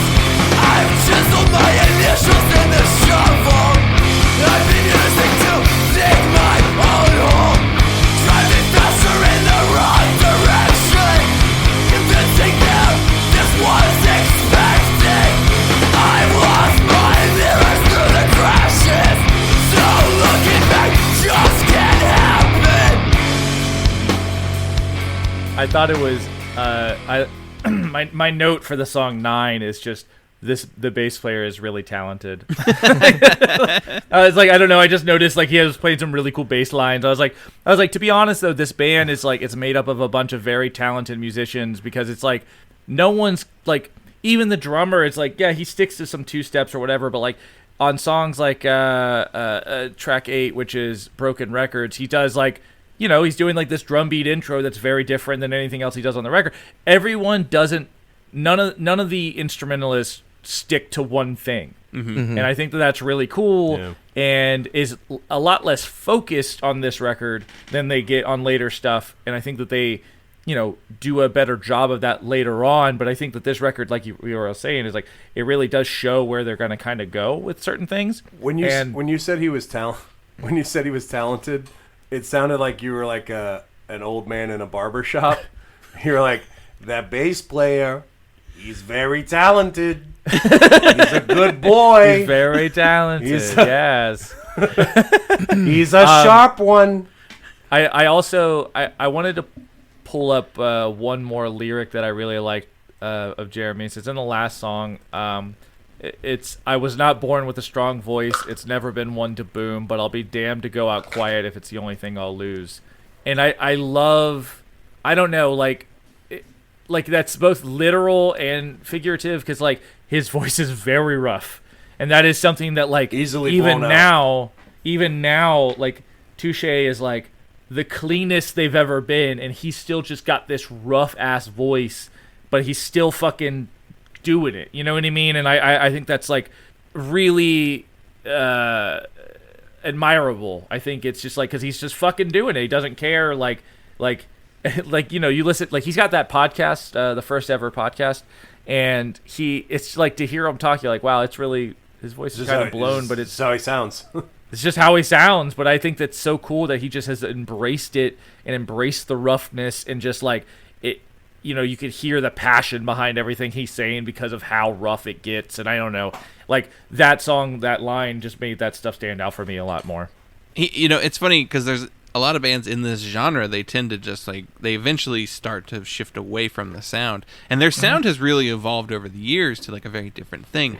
So you'd think that he would be like, all right, I don't have to obliterate my voice every single night anymore. Maybe I'll take singing lessons or whatever. Right, yeah. But he didn't. He no, still kills his voice. Yeah, when I saw him live last year, he's still just like, he's still a hardcore frontman. You know what I mean? Like he's still that, and it's awesome. But I'm such a fan of it, man. Like I love like the rough voice over pretty stuff, or even the rough voice singing pretty stuff. Like I love it. It just seems genuine and real, you know. Like it hasn't been like molded into this thing. It's just what he sounds like. Yeah. He has a particularly. I'm trying to think of the right adjective to describe what he's doing with his voice. Inescapable. He has a voice that... He has a screaming voice, a yelling voice that you shouldn't do. You're like, ooh, that sounds hurty. Like, he has a style that I kind of did when I was a hardcore vocalist. And so I know what that feels like. And I'm like, I'm thinking like... 10, 12 years of doing that, I can't imagine it. Yeah, 150 shows, 175 shows a year. Yeah. Nope. Yeah, they put out a record a couple years ago. They had done 1,000 shows or whatever. Yeah. Like, you know what I mean? Yeah, where's it at? It's a live record, isn't it? It's like yeah. It's like 10-year, 1,000 shows like thing. And I was like, Jesus Christ. I think it's at like a crazy venue too. Man. I think it's really cool that they have 2 guest vocalists on this record, both named Jeff. You're so good.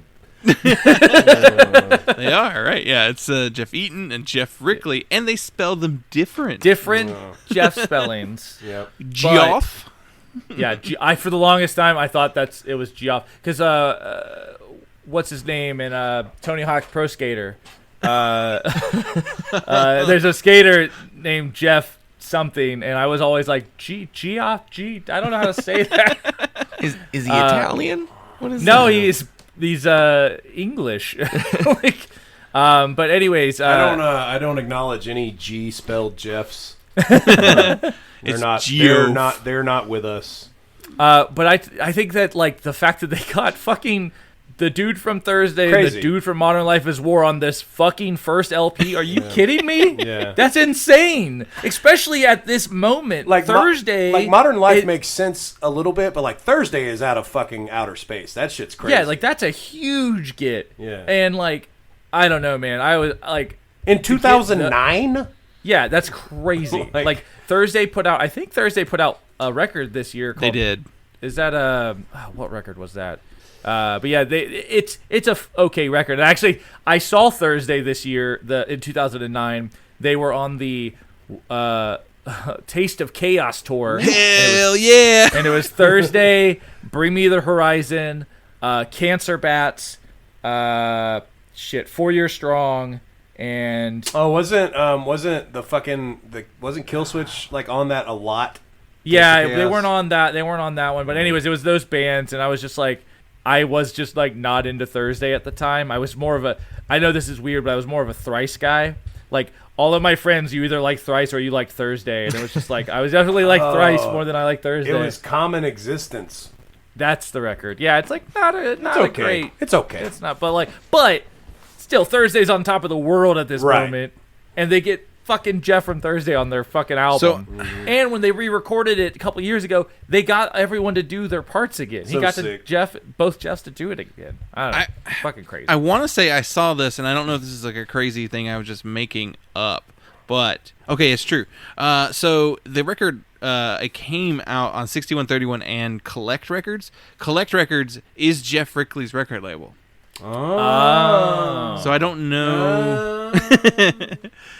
Oh, you know what's Jeff Rickley is still involved in some record label stuff recently because I want to say Collect. Now this is ringing a bell.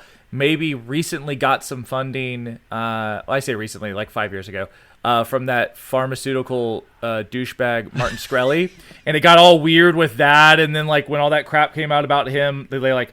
It was like a whole thing, and they were like, "Oh shit, no, we're not with." Yeah, because like they signed nothing to put out what became Tired of Tomorrow, and like this whole thing, and like, but yeah, it's.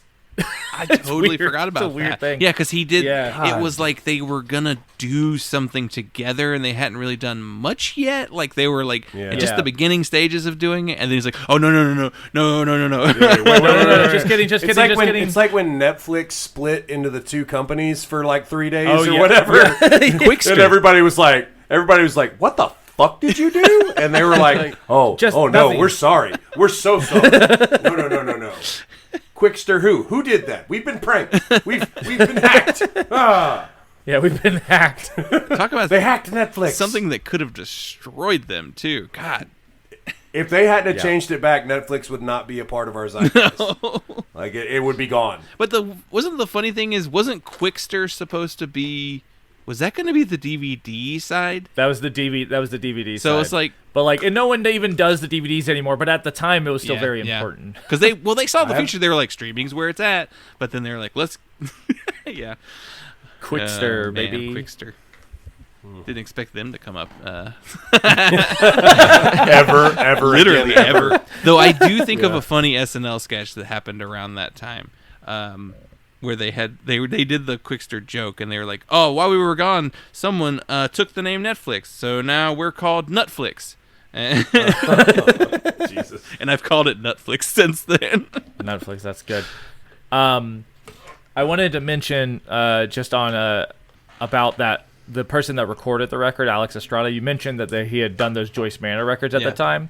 He's gone on to do some pretty cool stuff. He's worked with a bunch of like really aggressive bands. He worked with Nails and Zabalba and Seizures and Colombian Necktie, and I was like, wow, he really was like, fuck Screamo. We need to do some heavy stuff. That, like lower California bands. Yeah, like these crazy he also just bands from LA. That new Def Club record, which is Justin Pearson and what's his name, Serge from ACXDC. Yeah. He did that. He just did their new record too, so he's still active. I thought that was really cool. He's like literally known at the time for Joyce Manor and Touché Amoré, and now he's doing like that aggressive. Not to talk about something completely unrelated, but that fucking Def Club record is crazy. Like, It's the good. shit that's out off of it is fucking good. Oof. Andy did a Billy Talent record. How could you All right, forget? How could you okay. forget? I know. I saw that. I was like, Billy Talent, huh? I listened to Billy Talent 2 a lot when that came out because I saw them on Warped Tour. Anyways. Oh shit! I didn't realize he did the. Oh shit! He did that new Blake. Oh, it's because Joyce Manor's on it. That Blake Schwarzenbach 7-inch that. Is with that comic. So, he probably did the. He did the Joyce Manor side probably. Yeah, Yeah, Joyce Manor, that makes sense. Oh, he did that Quiet Fear record. That record rules. Oh, He's done some cool yeah. stuff. He's done some really neat stuff. You know, I've mentioned before that I don't have patience for long records anymore. So like getting an 18-minute album like this, it's just like, why couldn't they all be 18-minute albums? Yeah, on the podcast, me and Jeff have definitely like I'm very much like if it hits 30 minutes, I'm like, okay, this is almost too much. And then we've listened to records that are like, for the Patreon especially, that are like over an hour. I'm like, I'm losing my fucking mind. This is so long. J Moss from Defeater talked about it a lot on the podcast because he's recorded a bunch of records for Deathwish, and he talked about what is the word, Jeremy? Listener fatigue. Listener fatigue. Listener fatigue. And he's like, bro, this is a real thing, and he's like, as a producer, it's something that we think about. Like, it's a thing that happens. You get to the back end of the record, and nobody fucking remembers it. You know, I feel like even everybody's checked out. A lot of later Deathwish, like with the more like metal bands that they start to have, like you start to see that a lot more too.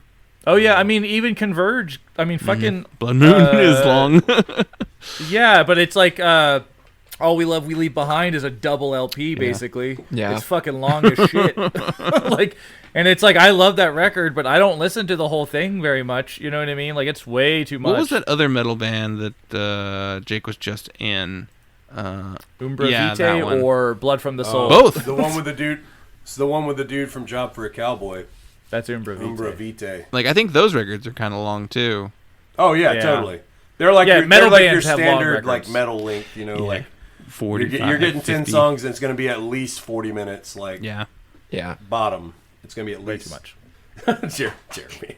Way too much. Jeff made me sit through a fucking Dream Theater record. I will never forgive him. Okay. I had a friend in college who was like prog was his jam, and so like that was literally all we ever listened to together. Like you like. He loved like Dream Theater was his favorite band, and like made me listen to Liquid Tension Experiment, like the Dream Theater instrumental side project. Yeah. Well, it's The drummer of our old band was like a power metal prog guy. Like that's mostly what he listened to. He'd be wearing like Blind Guardian shirts at the hardcore shows. Sick. He just kept putting these fucking gallops into our hardcore songs. He did. Yes. Yeah. We definitely got complaints about the double bass. Yeah. They wanted to Which I was two-step like- to us. I mean, I didn't give a shit about that. I liked the double bass. I thought the way he played was cool. Yeah. You know, on a short record, though, the downside is you don't have a lot to say about the music. Well, I mean, like, I think that, like, I don't know. As a whole, I think this record does exactly what it sets out to do, and it doesn't need the length to do it in, because they are capturing a, like, aggressive meets, you know, it's this post-hardcore screamo wave of stuff, and it's like, I think they capture the energy and really well, and even if they don't necessarily like the way the record sounds, aka they re-recorded it, I think it sounds really good, and I think it really captures especially what they were doing at the time, and obviously they've changed their sound a little bit since then, but like, I don't know, man, I every time would rather have a record be too short than too long, because it wearing out a welcome is way worse than not having enough there. And I think that this is a great record. I think that it hits the mark really well, and I think it really sets the stage for what they were set to do with the next record, which is my favorite record by them. Parting the Sea, and and it set them up to be one of the most successful, if not the most successful, modern screamo band. I mean, they're on fucking Epitaph. They're managed by the same company that manages like Jay-Z.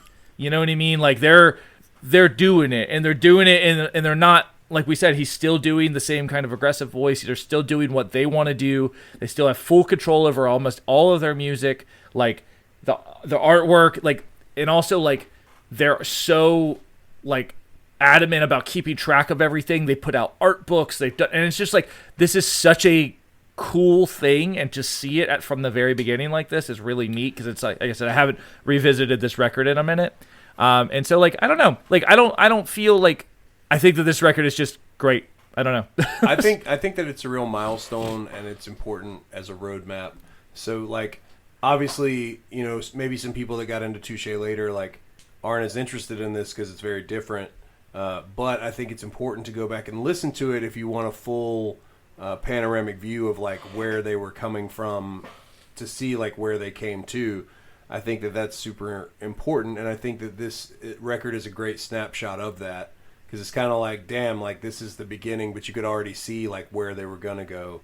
But also I think that it's super cool because like this is like the they had the record before, but like this is the first LP of a band that like went on to become, like Jeremy said, so successful and so like just inundated inside of the scene.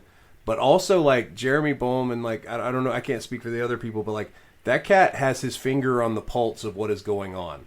Like he is connected, he is aware, like he's worked with all these like newer bands that are super important, like Soul Glow, like he interviewed Zeta on his podcast, like he's done stuff with Gouge Away, like these bands that are like really fucking cool, that like have put in the work and have done it and are really saying something different to the world. Like this guy is helping them, like he's putting a hand down and like fucking helping pull these bands up onto like a much wider stage. And it's really cool to see, because he doesn't have to. Like he doesn't have to fucking do anything with any of these bands, and he'd still be, renowned forever. I think that, not to put words into his mouth at all, but I wonder if like having Jeff Rickley and having someone at the top of their game coming down to like be like a part of your band super early on, put your record out, and do not just put your record out, but like actually like collaborate with you creatively, like put skin in the game on your record.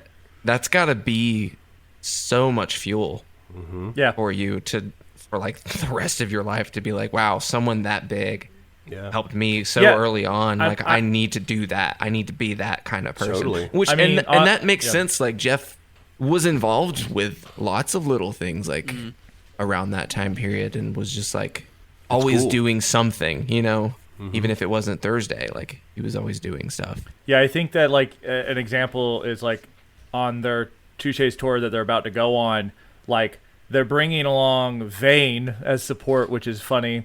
But they're also, as like the little bands, are bringing along Military Gun, which I think is really cool. So sick. And that band is fucking incredible. And so it's just like they're still doing that. They're still pulling bands up with them. They're still, you know what I mean? Like they're still I love it. Very active in that stuff. So and bands like this don't last this long. Like no, that's crazy. It's crazy. They're still so in the conversation. Yeah. Like Yep. I mean, what's the classic joke is a screamo band records an album and breaks up, right? I mean, like that's the lifetime of a screamo band. Yeah, I mean, like let's think like Touche, Jillian Carter. Yeah, what other screamo bands are around? I guess still? is Piano still doing stuff? I don't know. No, they're done. Really. Huh? And even their sound changed a so. lot too. Totally. Yeah, they changed so dramatically. Yeah, I'm trying to think. Like even like the other like people that kind of followed in the Touché Amoré like steps. Like Defeater didn't like. Is Defeater? They broke up and then came back. Right.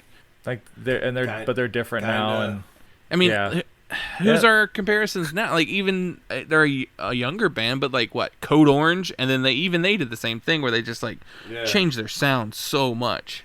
Right. Yeah, they stopped being a good band. They started being a wrestling theme song band. I mean, totally cool, man. They're doing it, man. When Blade 4 comes out, yeah, they're on that soundtrack. They will kill 100%. that soundtrack. They 100%. It sounds like Static X. I mean, it does.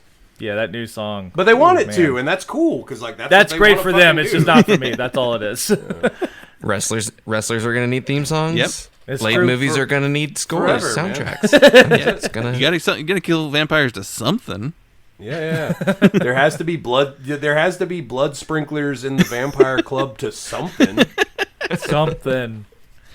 How is Disney going to do a Blade movie? I don't know. They keep pushing this Morbius thing back, man, and I think it's because they know it's fucking bad. Yeah, they probably watched it. I feel like that movie has been like shuttled around so much that they're just like, there's got to be a reason for it, and I feel like the reason is that it's bad. Oh, it's like the New Mutants. Yeah. They got pushed like 4 years late, and it's a bad movie. It's just bad. It's just not good.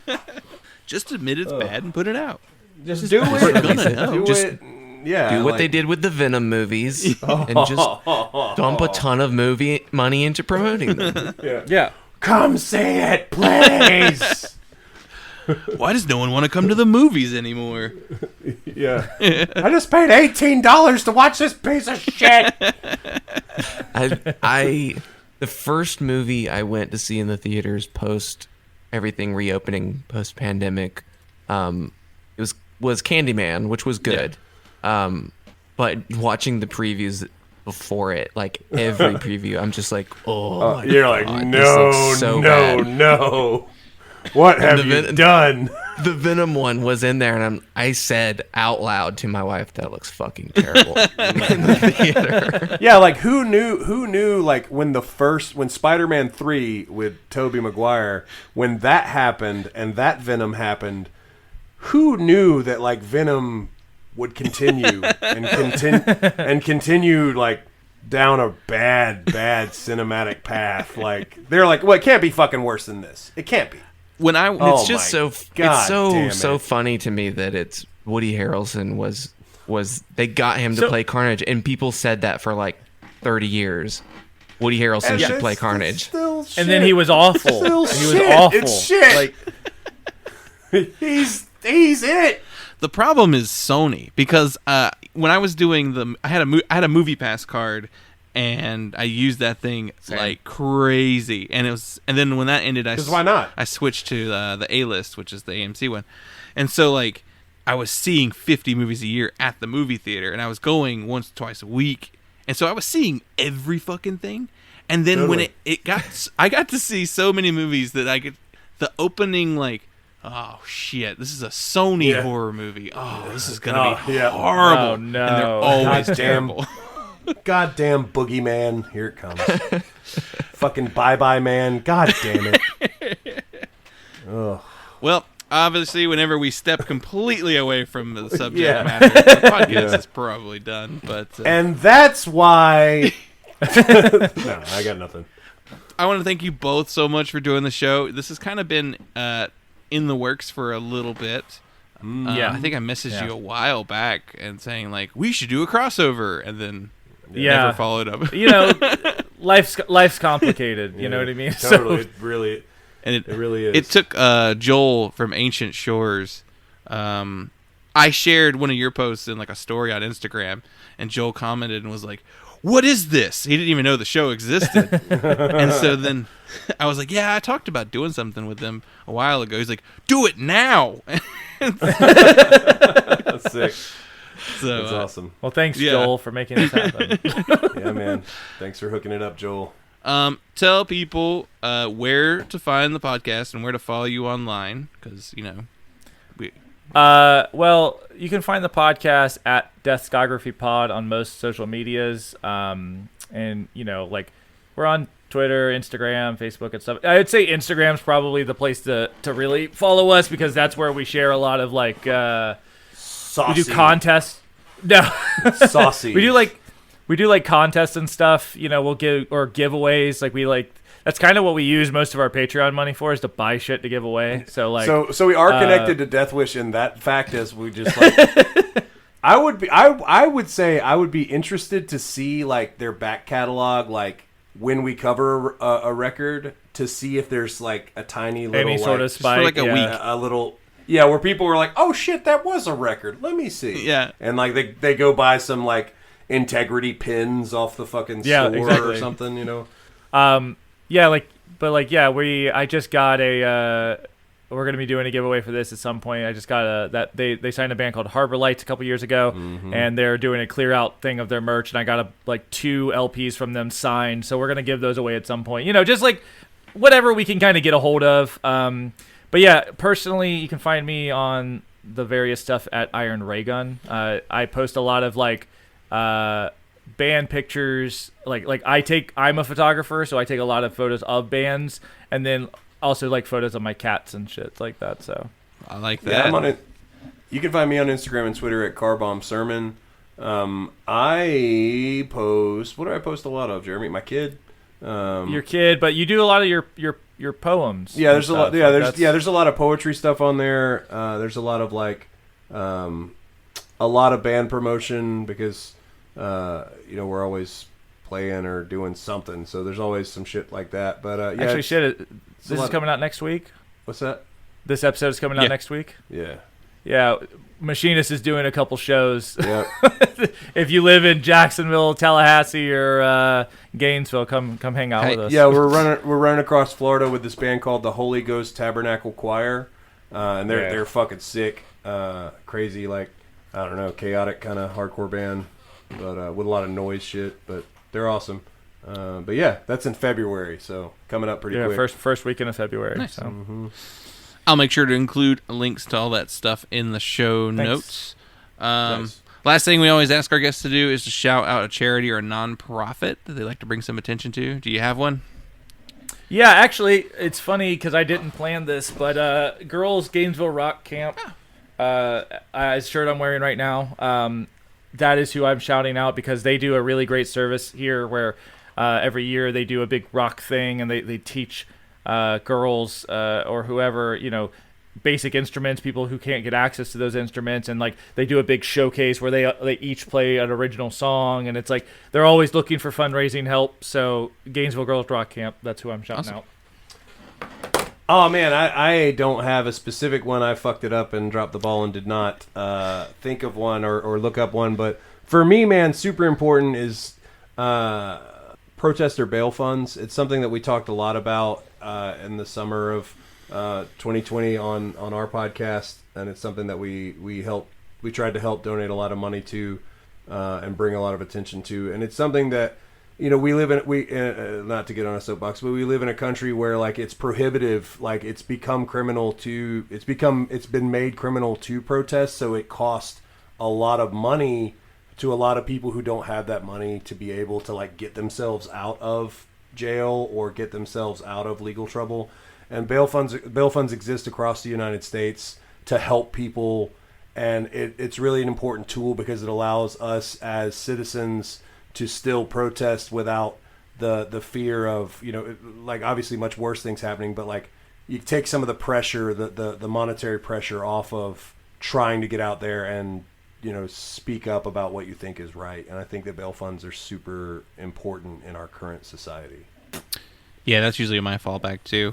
It does seem like after 2020, nobody seemed to care about that kind of thing anymore. It's still a thing. Yeah. It's still a real thing. Really shitty how. Well, Joe Biden won, so everything's better now. But yeah, it's Yep. Get back to work. Yeah. No more 10-day loafing. It's 5 now. This is fine.